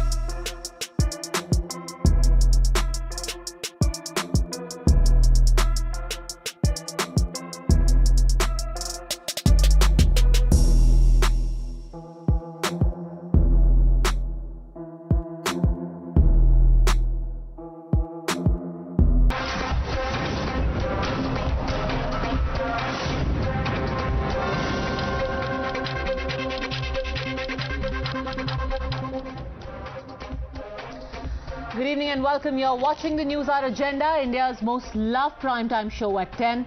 I'm Padmaja Joshi. Last week, for at least 2 days, we saw terrible images emerge from many parts of our country, especially in Bihar, where public property was damaged and young men who in a few years could have been fighting for their country were seen fighting with it. Take a look at these young men on your screens. They are those who have been identified from CCTV grabs, engaging in violence, arson, some even accused of allegedly opening fire at the police. Now, they have been named, booked, and their future is pretty much over. And why? Why did they do it? Apparently, and it is now emerging with proof, that this was done at the instigation of a few coaching institutes and so-called fitness trainers who decided to make these kids cannon fodder so that their businesses could keep running. In fact, the police in Bihar has booked 6 coaching institutes for spreading misinformation and instigating riots. And this is not limited to Bihar alone. A similar toolkit was seen in operation in Uttar Pradesh and Telangana as well, where similar cases are registered and arrests have been made. From Bihar to Telangana, states are zeroing in on coaching centers that might have played a pivotal role in the violence that singed parts of India. The planning and the mobilization messages were sent well in advance. Times Now has accessed clinching messages that show how the youth were told to assemble at different spots to ambush. The mobilization call was given from last Thursday. Officials hint that now, in the days to come, more action will follow. Lot many numbers came during our investigation which were used to instigate the students, or on which they formed a group through which they gave a call to congregate at particular place. We are examining the role of all such WhatsApp group or all such groups which emanate from a coaching institute or some training institute. So we all are examining that issues, and few have been booked and few more are likely to be booked. Arrested persons have already confessed that they were congregating in a particular lodges or particular stay places or particular the coaching institute. The carnage in Telangana also had been planned. According to the government railway police, coaching centers which train youngsters aspiring for army jawan jobs played a role there as well. It's not just the CCTV footage that shows how the mob came ready to engage in violence. Times Now also has WhatsApp group evidence, groups that were created only to engage in violence, and subsequently voice messages that were shared on the platform giving details of how the mob was asked to gather, buy petrol and burn everything. ఎంతసేపు వరుతారా ఒర్రి నొర్రులు వస్తాయి. అందుకే గమ్మును పోయి petrol తీసుకొచ్చి తగలబెట్టేసినాం అనుకో బయటికి పోతుంది news. అంతేగాని ఎంతసేపు వరినా ఎంతసేపు బ్యానర్లు చూపించినా ఎంత మొత్తుకున్నా ఏం అవ్వదు. ఇంకొక రెండు గంటలో ఒక గంటలా స్క్వాడ్ వస్తుంది, అందరిని వెళ్ళింటారు మొత్తం. అందుకే పోయి పెట్రోల్ పంప్ పోయి పెట్రోల్ తీసుకొని వస్తే మొత్తం తగలబెట్టచ్చు 2 నిమిషాలల్లా. सब लोग बटालियन आ गया, ड्राइती फली कने आ जाओ, बस जलाएंगे. सब लोग बटालियन आ गया, ड्राइती फली कने आ जाओ, बस जलाएंगे. They ruin lives for their profits.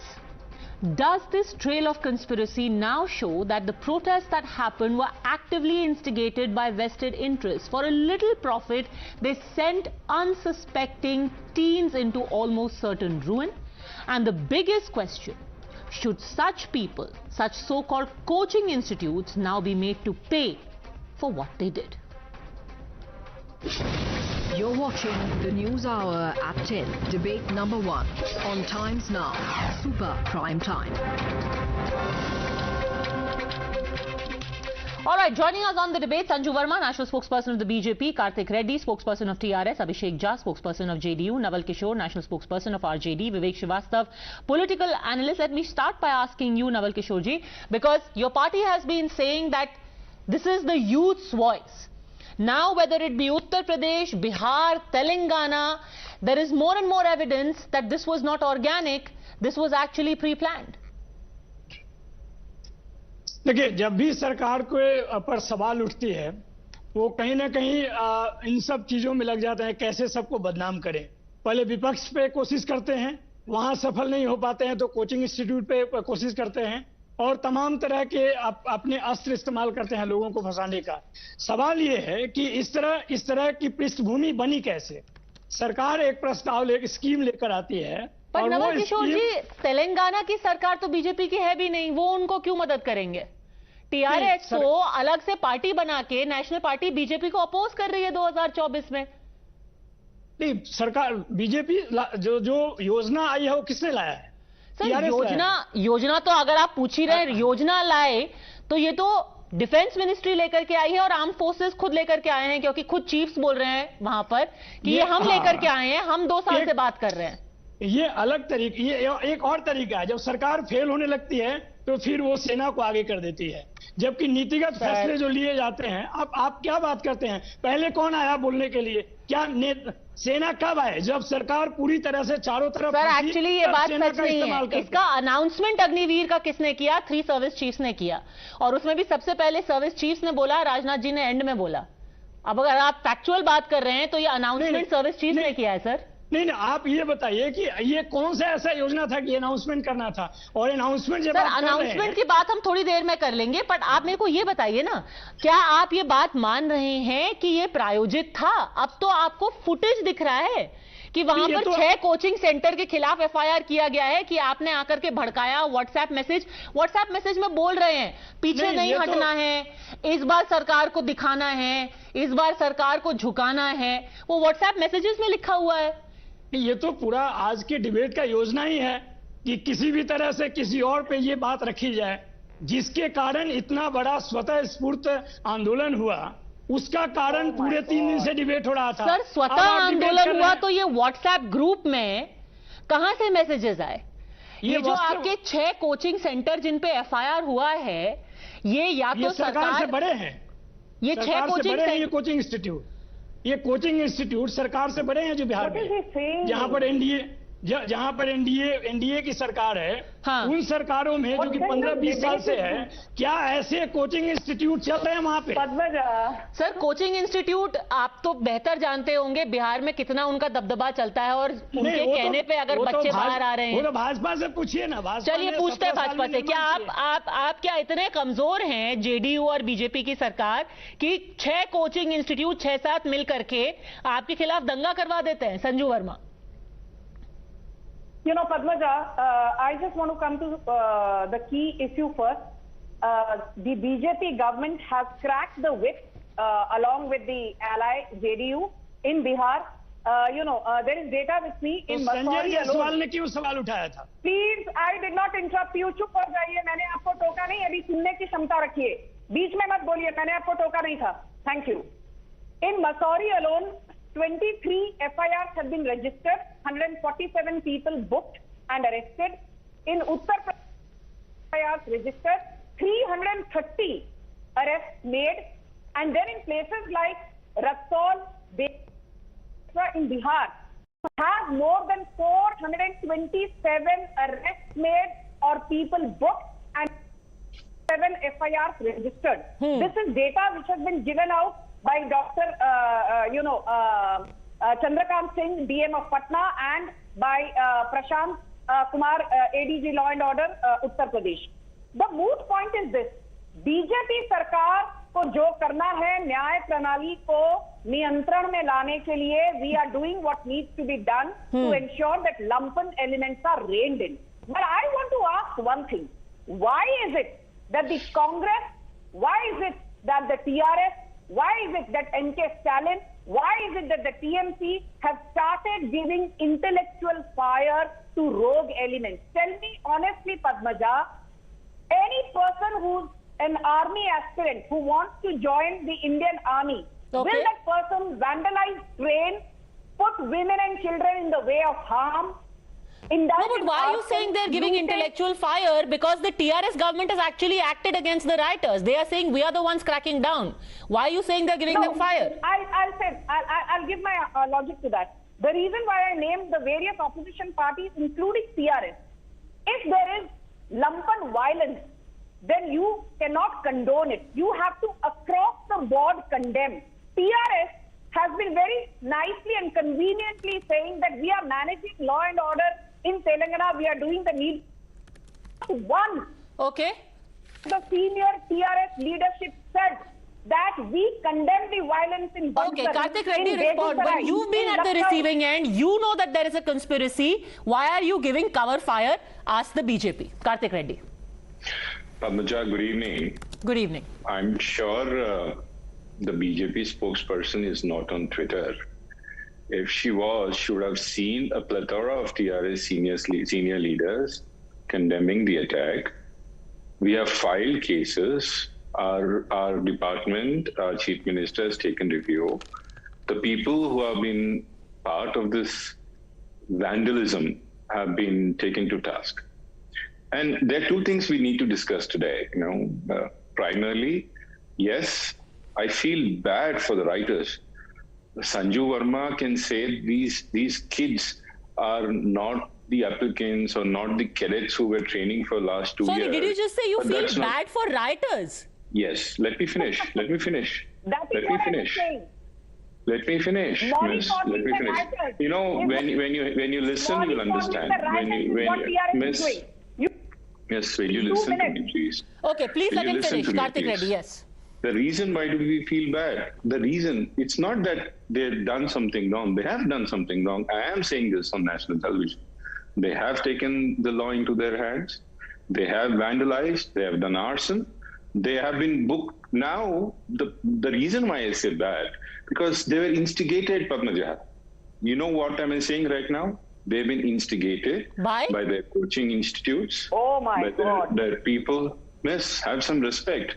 I didn't insinuate like you're doing. Please do let me speak, right? So the reason why I'm saying this, these kids are not from rich families, Padmaja. They come from poor households.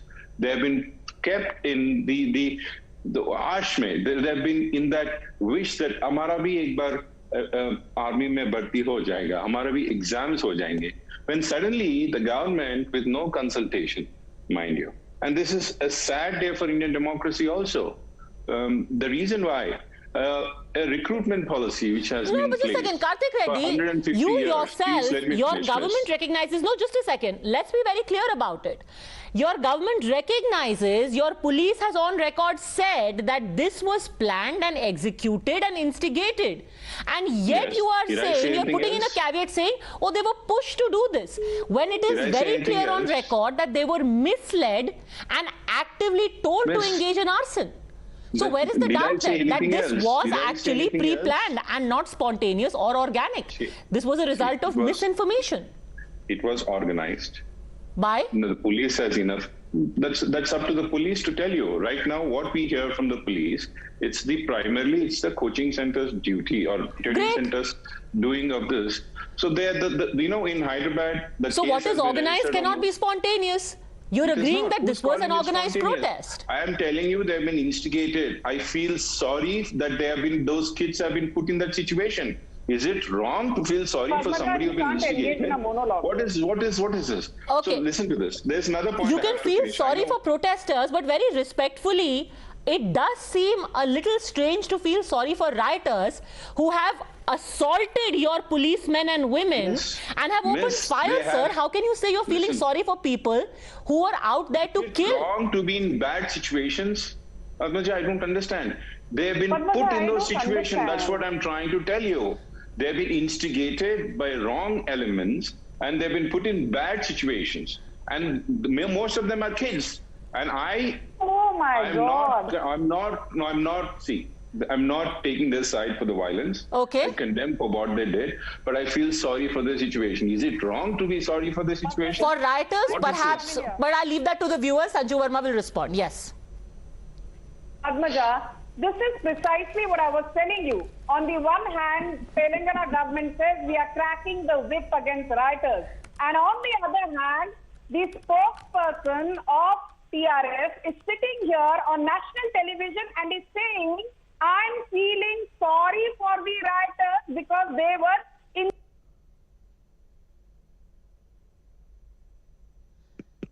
Okay, Sanju Verma, there seems to be some issue with your audio.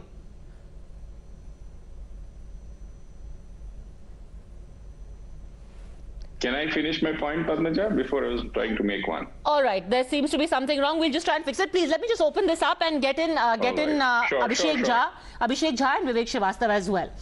Abhishek Jha, there seems to be a very strange situation now in Bihar where actually your ally is saying that you might be behind, that the JDU is behind instigating the protests. What exactly is happening? Is politics so convoluted that now politicians are going to use children to make a point?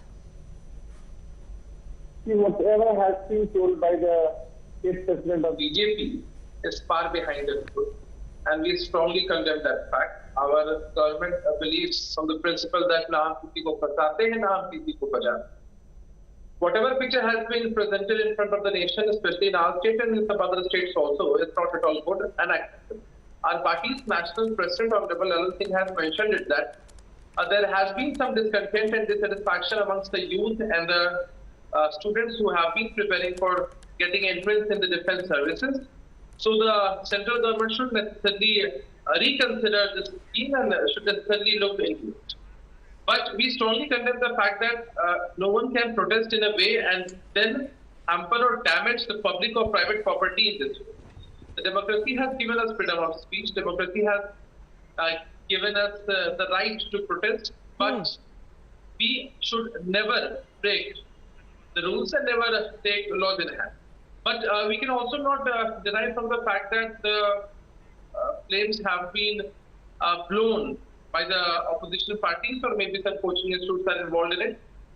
The DGP of Bihar has conducted a meeting, a serious meeting regarding law and order issues, and has given order to all the senior policemen, including everyone, that serious action should be taken against the writers and whosoever is behind such conspiracy, because we cannot accept such situations. Okay, but, so this was a conspiracy. You have one thread, Vivek Srivastava, where coaching institutes are being spoken of, another where the active involvement of politicians, and who knows, tomorrow there may be a link between the two. Yes.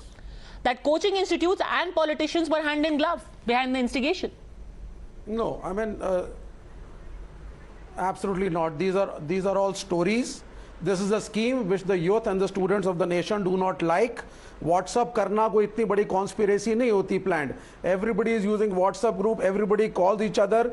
Peaceful protest हो तो भी लोग ऐसे ही करते हैं. So there is no great toolkit. The government, if it is trying to do it and WhatsApp करना एक चीज होती है, but WhatsApp पे वो कोई WhatsApp नहीं लिख रहे थे. WhatsApp पे कह रहे थे पेट्रोल लेकर के आना. It should not happen. इस बार पीछे नहीं हटेंगे. इस बार सरकार को दिखाएंगे. Okay, I agree. It's a different thing altogether. वो उसमें weather की बातें नहीं कर रहे थे. But that is still not a great, not a toolkit. Violence is wrong. Violence is wrong, but it was no great toolkit, no great planning. Sir, I will play for you. I will play for you the audio that has been released by the police in Telangana, where people are being told to come with petrol, to come armed, and to burn buses and to burn trains. No, maybe yes. What, according to you, qualifies as a toolkit exactly? Couple of conversations may have been wrong. I mean, you have been standing there and rationalizing even people who on other protests were saying Sartan se juda. This for you is an innocent democratic protest. That for you is something that is, you know, because they were provoked, so they asked for beheading of people. Where are your bulldozers? By all means, yeah, of course. There should be bulldozers. Puncture वालों के लिए bulldozer है. Fruit वालों के लिए bulldozer है. Please, let's not make very ये गलत भाषा है. Please don't use these words. But anyway, I'm just saying it very clearly. I'm saying it very clearly. No, so do you agree that this was sponsored or no? Have the guts. And do the people can they use the same language? No, but before asking for a bulldozer, are you agreeing that this was planned or not? If students study in colleges. Okay, let me actually play for you. Don't believe anyone else. Don't believe the police. Actually, I want to play for you what one of the coaching institute heads has said in Bihar कि किस तरीके से ना सिर्फ ये protest कराए गए, पर कुछ बच्चों को अगेंस्ट देयर विल उस प्रोटेस्ट में शामिल किया गया. Listen to this. ट्रेन रोक सकते हैं आप, क्योंकि आपकी जिंदगी रोकी जा रही है. माननीय प्रधानमंत्री का उम्र उस स्तर तक पहुंच गया है कि अब देश के लिए अच्छा डिसीजन नहीं ले सकते हैं. इनको छोड़. कुछ असामाजिक तत्व या कुछ बच्चे कहिए जो उधर से भीड़ लगा के आए, इधर तरफ से, वो लगभग गांधी चौक के आसपास से, मार्केट के साइड से आए, और यहाँ के जो भी बच्चे थे उन बच्चों को क्लास से खींच के ज़बरदस्ती ले जाया गया कि तुम लोग चलो, नहीं चलोगे तो पीटेंगे. तो फिर हम लोग उससे कहा गया कि ये बॉन्ड वगैरह दिया गया कि हाँ इस पर साइन वगैरह कीजिए. 2 लाख का बॉन्ड था. अच्छा. तो उस पर हम लोग को साइन कराया गया. साइन कराने के बाद हम लोग से पूछा गया, कहा गया कि अगर आप लोग यहाँ से मॉब भीड़ जो है इकट्ठा हुआ था, अगर ऐसा आगे होगा तो आप लोग इसके जिम्मेवार होंगे. बताइए विवेक श्रीवास्तव, खुद कोचिंग इंस्टीट्यूट के कह रहे हैं कि ना सिर्फ ये प्रायोजित किए गए, बट बच्चों को अगेंस्ट देयर विल भी ले जाया गया. हाँ, जी अब आप सुनिए बड़ी साफ तरीके से, पूरे देश में it was a national protest. It is happening across the nation. It is happening in so many states, and it is happening at such a short notice. बच्चे स्कूल, कॉलेज, कोचिंग इंस्टीट्यूशन में नहीं बैठेंगे, वहां नहीं बात करेंगे तो क्या हॉस्पिटल में बैठेंगे? I mean, are we supposed? I mean, it's common sense. If students agitate, they will be communicating with each other only in schools, colleges, and coaching centers. Abhishek Jha. It is common sense. Abhishek Jha, ये common sense है. बच्चे ऐसे ही react करते हैं. Abhishek Jha. Organizations or police stations. According to Vivek Srivastava, बच्चे ऐसे ही बातें करते हैं और बच्चे ऐसे ही react करते हैं. We cannot see this in this same manner. बच्चों की अपनी मनस्थिति है. हमारी पार्टी ने पहले भी कहा है कि भाई बच्चों के मन में agitation है. There is sense of dissatisfaction in their mind, sense of discontent that what is going to happen in future. But they can carry out a very peaceful protest. When this protest gets violent, when they are harming or burning trains, when they are harming the public property, private property, any other personal, then this is not valid and real. And whosoever is behind this conspiracy, if we find that any coaching institute owner or any teacher is behind such conspiracy, the administration is strictly looking into it and they will be behind bars. There are so many FIRs done across the state and so many people have been interested, but we cannot just ignore the sense which the aspirants are feeling. Their dissatisfaction, their discontent can never be ignored. Naval Kishorji, there would be room for debate, except people are actively trying to get in the middle and muddy waters, so that there is no scope for debate. देखिए, सबसे पहली बात यह है कि ये पृष्ठभूमि कैसे बनती है. एक आंदोलन की जो पृष्ठभूमि बनती है, इसमें जिम्मेवार कौन है? सबसे पहले तो सरकार को जिम्मेवारी लेनी चाहिए कि क्यों आनन फानन में कोई ऐसा प्रस्ताव और योजना लाया गया जिसके कारण बच्चों में इस तरह का कंफ्यूजन हुआ. इतना कंफ्यूजन हुआ कि रोज रोज एक नया उसमें एकोमोडेशन आ रहा है. तो जो सरकार खुद ही इस सिचुएशन का वातावरण सवाल यही पूछा जा रहा है कि कंफ्यूजन बच्चों में है या कंफ्यूजन क्रिएट किया जा रहा है? नहीं, कंफ्यूजन क्रिएट किया जा रहा है. यही तो आपका इंटेंट है कि आप बोलेंगे कि किसने किया, किसने कंफ्यूजन किया? अपोजिशन ने किया. किसने किया ऑपोजिशन? किसने किया confusion? Abhishek Jha. They are blowing the fans to the flames. They are trying to politicize this event. They are trying to extract political benefit from such. Lalan Singh से पूछ लो ना भाई. ललन सिंह से क्यों नहीं पूछते हो? ललन सिंह जी ने पहले बता दिया. क्यों नहीं पूछते हो? नवल जी, ललन सिंह जी ने पहले बता दिया है कि कानून पर विचार होना चाहिए. There should be strict reconsideration. There should be strict reconsideration from the central government of this scheme. But आप लोग क्या कर रहे हैं?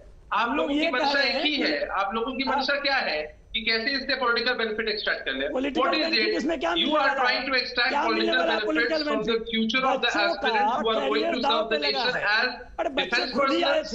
As defense persons, आप बताइए जरा कि एक बच्चा जो कि तैयारी कर रहा है, अगर उसको कोई डिसकंटेंट होता है, if he is not being satisfied with the scheme which is launched by the government, what should the political parties do? They should stick together, they should have a debate, they should reach to a conclusion, they should talk about political party. सुनो पहले बात सुनो. Okay, Karthik Reddy, here the JDU is saying that even if there is discontent, there is confusion, as a responsible political party, you can initiate a dialogue instead of trying to sow seeds of discontent. Karthik Reddy. See, Padmaja, do not take the people of this nation to be fools. They are not. Nobody gets instigated just because some political party asks them to go burn buses and trains. It doesn't work like that. The people who have burned buses and trains today, they will go through strict police action and they will not get into any government jobs from here. Do not take the people of this country to be fools.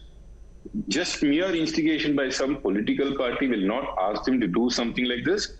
Or even if they stop something, tomorrow, even if the Bharatiya Janata Party or the TRS, whoever it is, comes out tomorrow and appeals to these people that stop this, we are here for you, these kind of vandals or these kind of arson will not stop. Do not take the people of this country to be fools. Another point, the reason, see, as a nation, we have fallen to a new low, Padmaja. The reason I say this, it is what has happened for the last 2 days, the vandalism, the arson, dange, tamasha, drama, it is all wrong. But we are not discussing the policy in itself. If the policy was bulletproof, let's assume right today, why did the central government have to bring in certain changes? Why was the plethora of central ministers who had to come out and say, we'll bring out reservations? We have been telling you from day one, this policy has certain ambiguity. So actually, let me make a factual intervention on this. There has been only one amendment that has been made to the policy, and that was clarified by the defense officials yesterday who spoke, which is the one-time relaxation of 21 years to 23 years. Barring that, there has been absolutely no amendment. Everything else, including interaction with industry, including ministries, talking about possible placement after 4 years, that was in the works even before the announcement was made. That was in the works for a year before the announcement. May I finish this before you pass it on? Yes, right? finish your point. Anurag Sharma had to come out. Just a second, can we have it one at a time? Yes, go on, Karthik Reddy. Anurag Sharma, the Minister of Youth Affairs, had to come out and say we will give reservations. Anurag Thakur, yes. Anurag Thakur, sorry. Mr. Scindia had to come out and say there will be reservations in aeroplanes and those aviation. But that was in principle already something that was spoken of before. But it was not on paper. That's what we are asking, right? We want the army to be young. We want the army to be tech savvy too. Okay. But we are also asking for the remaining 75% of the cadets to be let go, to be accommodated somehow. Is it a crime to ask this? Okay, you want it to be more solid. That is a reasonable demand and a reasonable concern. It should be in black and white. But answer the point, 2 points that have been raised, Sanju Verma. One, that to say that a political party instigated, people of this country are not fools. This is a genuine anger and confusion that is bursting forth, one.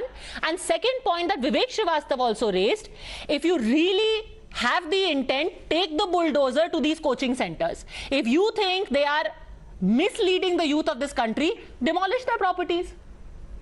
Padmaja, I have been waiting patiently. I will answer your question and I will also answer the other allegations. The people of this country are extremely aware. Now you please don't intervene. You have your say, now keep quiet and have the others have their say. The people of this country are extremely aware. They are extremely intelligent and they are electorally very smart. That is precisely the reason that the BJP under Narendra Modi swept 2014, swept 2019 and won 4 out of 5 assembly elections in 2022. So please do not sit here and lecture the BJP. And as far as the TRS gentleman goes, you lost Dubakka, which was supposed to be a bastion. No, answer the question. Let's not try and be over smart. No, let me finish because you allowed them to deviate. No, but you have to answer the question. I will now come to the moot point. You know, this whole thing, first and foremost, that because there are poor kids who are unemployed, they have resorted to arson, violence and looting. And let us sit here and endorse that. I completely denounce that theory. Being uneducated or being unhappy with a government scheme does not give you the carte blanche to indulge in thuggery. Mr. Karthik Reddy said, oh, I support AgniPath. I support the fact that army needs to be young. I support the be tech savvy. But please understand, these are poor people who took to rioting. So basically, he's endorsing rioting and he should be ashamed. He continues to have that work on national television. The most important point, Padmaja, which you mentioned, there has been only one amendment pertaining to age waiver, one-time age waiver from 21 to 23 years in the first year, by virtue of which the age Sanju Verma, the question is that if you think people are instigating, will you penalize them the way you have penalized rioters in Kanpur, in Madhya Pradesh? Penalize them. Padmaja, yes, so please, now listen to it. When you say penalize them, I read out data to you, be it Uttar Pradesh, Bihar, FIRs have been registered where, the police has enough evidence, prima facie, people have been booked. Okay, Vivek Srivastava. Now, as far as bulldozing, where are your bulldozers now? Vivek Srivastava. Where are your bulldozers, Sanju? When are your bulldozers coming? We are waiting for them. Why are your bulldozers only for poor Muslims who are, chaat wala, fruit wala, panchar wala, juice wala? You know, look at the language where is the will of your government now? Professor You are a fastest Professor Naval Kishore wants to make a point. Yes, Professor Naval Kishore. देखिए भाजपा ने पिछले 8 साल में जो situation create किया youth के लिए, पहले बोला कि 2 करोड़ नौकरी देंगे, 15 लाख तो नहीं ही दिया। अभी बिहार में 2020 में बोला कि 19 लाख रोजगार देंगे, 19 महीना में 19 रोजगार नहीं मिला। जो वहां पे टेस्ट होते हैं उसके पेपर लीक हो जाते हैं, पेपर लीक हो जाते हैं। अरे झूठ मत बोलिए, पेपर लीक हो जाते हैं। सारे राइटर आपके पार्टी के हैं, सारे दंगाई आपके पार्टी में हैं। वहाँ शिक्षण प्रशिक्षण सब दिया जाता है। सच बात ये है कि आपने युवाओं के भविष्य के साथ खिलवाड़ किया है। आज से नहीं, पिछले 8 साल से कर रहे हैं। You I think have hit on the most important issue when you're talking about युवाओं का भविष्य. At this point, does anyone really care about the future of the people? And I keep coming back to the point, when you see those people on CCTV camera going about in UP, in Bihar, in Telangana, in Maharashtra, you think these people, leave alone the armed forces, now they won't get any government job. Their names are in police files. These kids are done for. And the people who have instigated them, whether it be coaching centers, whether it be political parties, should face double the penalty that these young men have to go through. We'll watch what happens. For the time being, thank you very much, all gentlemen. Sanju Verma for joining me.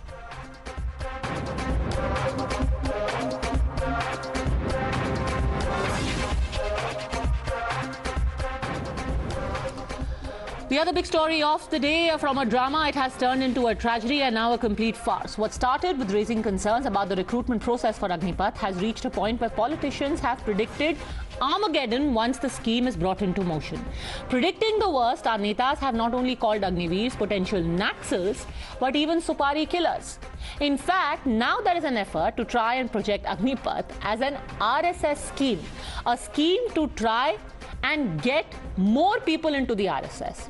The TMCM Congress expressed apprehension that soldiers who exit the armed forces after 4 years will now populate the ranks and shakhas of the RSS.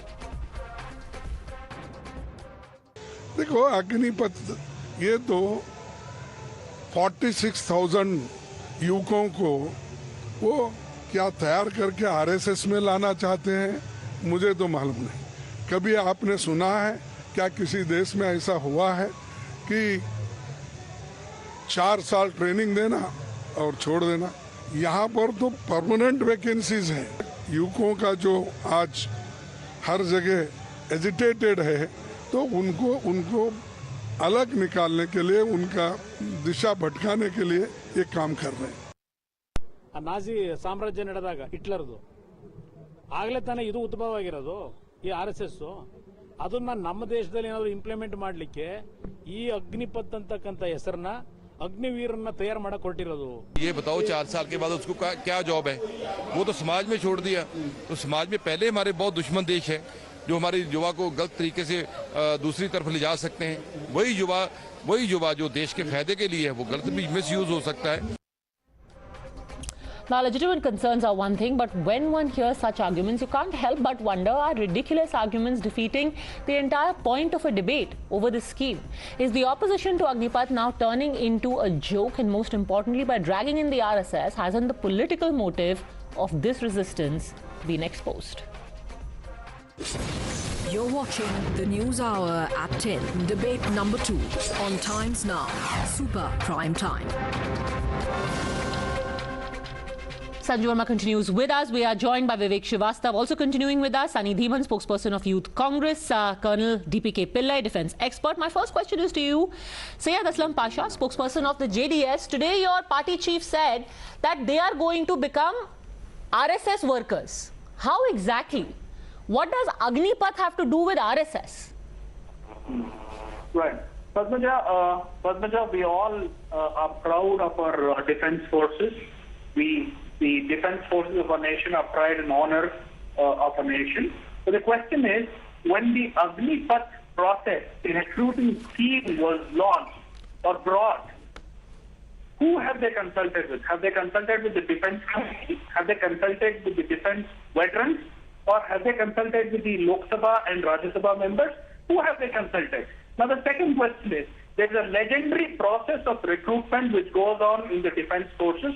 More than 1 lakh soldiers are hired every year. RSS. What is the RSS link? How do you know about the RSS? You need to allow me to speak. You need to allow me to speak. But sir, you have to speak about our topic, right? This is not an exposition. What is the need to bring in this AgniPath or Agniveer concept? What do you know about the RSS is linked to this? 1929. I am asking for general curiosity. What happened in 1929? What does the RSS have to do with it, sir? RSS runs on the Nazi regime.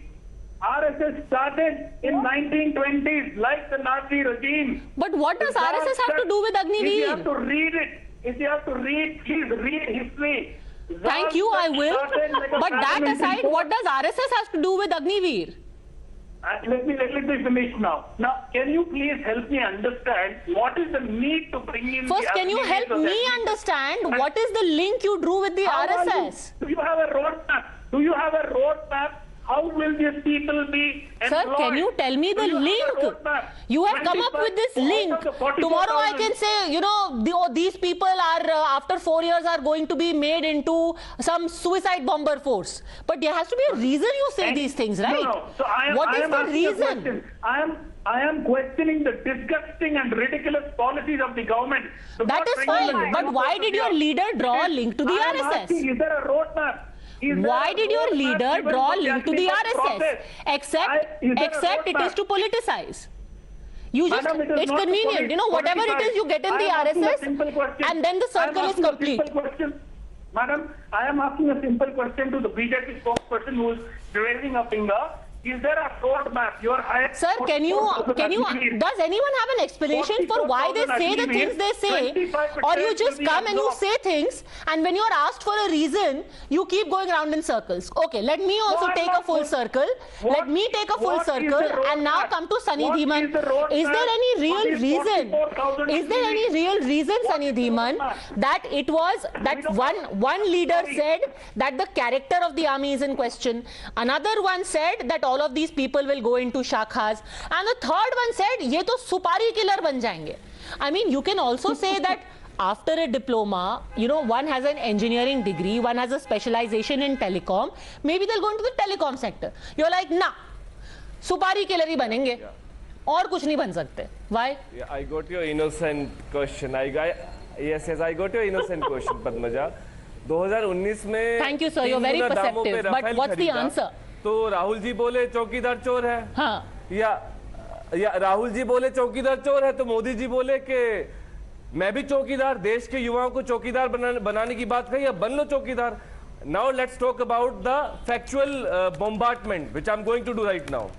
In 1931, RSS founder Heidegger's mentor Moonje वो Italy में गए थे मिलने के लिए, किससे? Mussolini से, मंजन मांगने नहीं, ट्रेनिंग लेने के लिए कि भाई आप युवाओं को, you are not, no, again अगर देखो आप इसलिए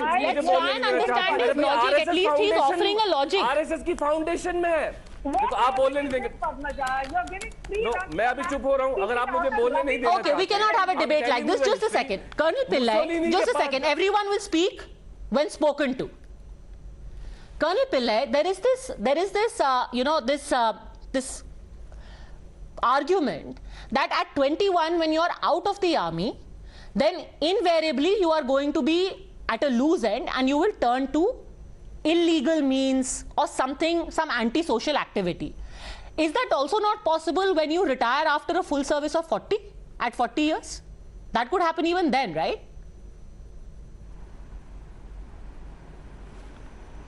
I totally agree with you. It can happen, more likely to happen at 40 than at 21, because at 21 you have a whole life right ahead of you and you look forward to so the likelihood of your responsibility is also less. So this is an absolute insult to our youth of our India, whom we claim to be our demographic dividend, you know, by calling the potential youth who are making up the future of this country to say that they're likely to take up arms or turn to Gundaism and criminalism is rather ridiculous to kind of make that kind of an assumption on the Indian. There are a lot of things that we've seen today is attributable to the young of India, There are a lot of, we've seen them responding. You've seen the thing reflected in our music, in our art, in our culture. So don't take these fringe elements, what you see here, who are, are paid arsonists who are actually going out and destroying, but there are a lot of them at heart. You find them, and truly the Indian Army, where we see kind of people, completely bereft of all politics or religion, because in our army we don't look at anyone by the religion or the race. So what exactly is the policy vis-a-vis re-employment once a Jawan after a full service at the age of 40 retires? What usually happens? Is there a re-enrollment in some other service, in paramilitary forces? What happens, Colonel Pillai? Ma'am, thank you for asking this question. This is something that has been really troubling a lot of us, particularly, especially since our Jawans and our young officers retire pretty early, and we really had no avenues for employment. And it's only the public sector banks that provided our short service officers as jobs, and otherwise the potential of the military people, whether it's at the other ranks or in the officer rank, is not recognized by our Indian corporate world. So they would end up as security guards and other. Now the fact is that what has happened because of this Agniveer controversy, we've actually got now things getting set in stone, where they're saying that we are going to place them, we are assured guarantees of placement and movements into jobs in the paramilitary and other industries, and the industries have come up. It is, in a way, it's been very good, because I'm telling you, ma'am, if you see, there are many of us who would like to leave the army the moment we enter in there. A lot of us are not meant for that. There's a fascination for the uniform, but when you come and realize the hardship, when you really smell the the sweat and the blood and the dust on your brow, then you realize that this is not the place that you wanted to be. What you see in movies is not what you have in the barracks or in the mountains or in the desert, when you have when you have the fuel hitting your face. So many of them would want to leave, and having served here, having served in the army, there's you are actually inheriting a certain sense of discipline and order, obedience to authority. You have a sense so of essentially all the arguments that you are making about Agniveer could apply to a full service also. There could be bad apples everywhere. Yes. Yeah. Yes. Now listen to me. First of all, Pillai Saab needs to understand, in any profession, whether it is medicine or engineering or management, there are people who are dissatisfied, but that doesn't mean you start saying 21 तुम्हारी age limit हुई भाई बाहर हटो. कल doctors भी 21 साल की उम्र के बाद बाहर कर दीजिए, because maybe they do not like medicine. The difference between a doctor and a soldier is that a doctor doesn't need to get out there at high altitude and run. Listen. Yeah. Let me complete. Please let me complete. You can be a doctor and you can be, you can have a heart problem. See, but you cannot be a soldier and have a heart problem. Yes, I understand. Absolutely. Now engineers, let me complete. Madam, there is something called job continuity. Why don't these esteemed generals and sitting over there leave their pensions, leave their benefits from the army? This is a debate that you can still have. But how can you drag in and say that my point is different? My point is different. My point is that you can be gainfully employed. You have the opportunity to be gainfully employed. Why would you assume the worst Sunny Dhiman and say that these people will take to illegal activities? They are not employed. Engineers. Why RSS is linked with Agniveer? Let me tell you why RSS is linked. I came here only to tell you that. Why? Because RSS का जो origin हुआ है, Moonje Italy जाते हैं, बोलते हैं कि हमें भी ऐसी फांसीवादी संगठन चाहिए. फिर बोले कि मेरे बालक मतलब हेडगेवार ने एक ऐसा संगठन बनाया है RSS, जो युवाओं को और सेना को फांसीवादी रास्ते पर लेकर जाता है. अब एक पॉइंट अग्निवीर का आपके सामने शेयर करना चाहता हूं. आप कह रहे कि 75% अग्निवीरों को हटाया जाएगा, 25% को रखा जाएगा. सर ये बताइए कि फिर 4 साल का इतनी जहमत क्यों उठाएगी RSS? RSS can train its own people, no? पैसा खिला के या आरएसएस वालों के पैसा खिला के या आरएसएस वालों के जूता पॉलिश करके आप भारत की सेना को अपमान कर रहे हो. आप उसे एक विचारधारा के आरएसएस का क्या लेना देना है भाई इससे? क्योंकि आरएसएस की फाउंडेशन के अंदर है. ओके, संजू वर्मा. क्योंकि आरएसएस नरेंद्र मोदी की जो सरकार है, आरएसएस नरेंद्र मोदी की जो सरकार है उसकी मदर पार्टी है. Okay, respond Sanju Verma. Yeah, am I audible, Padmaja? Okay, let me tell you one thing very clearly. You can have feedback about the scheme which is constructive criticism, and any feedback which is legible, resonance with the service chiefs, with the Modi government, we'll take that feedback on board. I just want to, for the last time, say that this entire narrative that 75% who are not absorbed into the regular cadre, the Modi government is going to leave them high and dry. No. 10% reservation in Indian Coast Guard, in CAPF, in Assam Rifles, 16 defense public sector undertakings. Ministry of Shipping has said we'll give you preference in Merchant Navy. And the banks have said if you want to start an entrepreneurial outfit after 4 years, you'll get concessional loans. Education loan is what the Modi government is giving. We are willing to give you a UGC skill recognition certificate. We'll give you a 12th equivalent certificate in terms of your education profile and not getting disturbed. So there are a lot of intangible benefits. And I just want to say one more thing, that which 21 or 22-year-old has got world-class training, the stamp of having served in Indian Army, a Seva Nidhi package of 11.71 lakhs, insurance cover of 48 lakhs. How many 22-year-olds get the opportunity to serve in one of the most reputed institutions you could say that people will use this opportunity, Syed Aslam Pasha, to make something of their lives. Corporates have stepped forward with offers, but instead you decide to predict the worst. Why?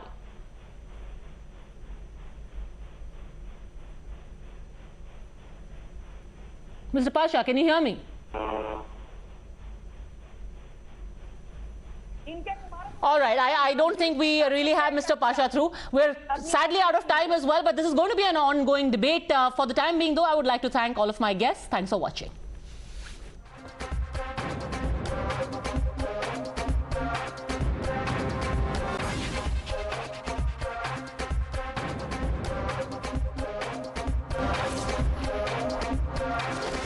The News Hour at 10 will be right back after the break.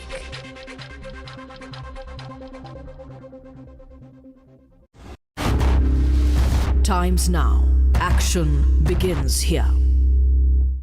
You use the word empathy. Many people will think, sir, that you're paying lip service to the term. Yes. Empathy is acknowledging that a genocide happened. That's your opinion. Let me finish. That's your opinion. Let me finish, sir. Why aren't you letting me finish? I'm not here. You're watching the News Hour at 10.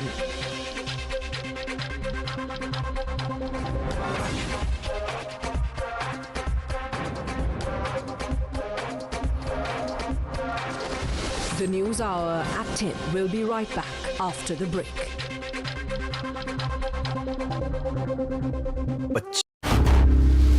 Times now. Action begins here. When I see young Rahul Gandhi to go and stand with the Naxal supporting students, Tukde gang, give them ideological. You're watching the News Hour at 10.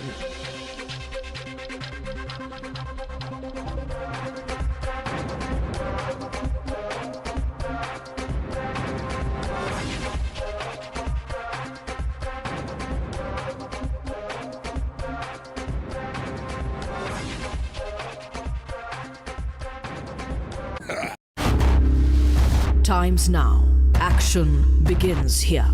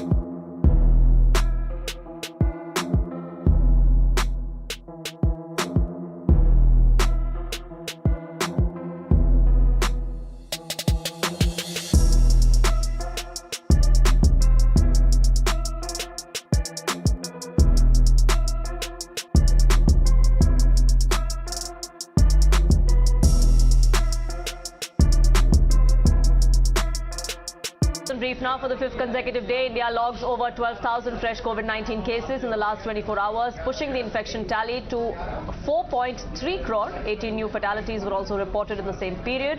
The daily positivity rate has surged past 4% for the first time in 130 days. With 491 new COVID-19 cases in Uttar Pradesh, the active caseload has breached the 2,500 mark. The development comes amid active COVID cases in Lucknow crossing the 500 mark after a gap of nearly 4 months. Expanding the nation's vaccine drive to children, US announced COVID-19 vaccines for infants, toddlers and preschoolers. The shots will be made available this week. It's a double whammy for United Kingdom. Omicron subvariants BA.4 and BA.5 are driving a new wave of infections. Latest data from the Office of National Statistics shows a week-on-week rise of 43% in the infections.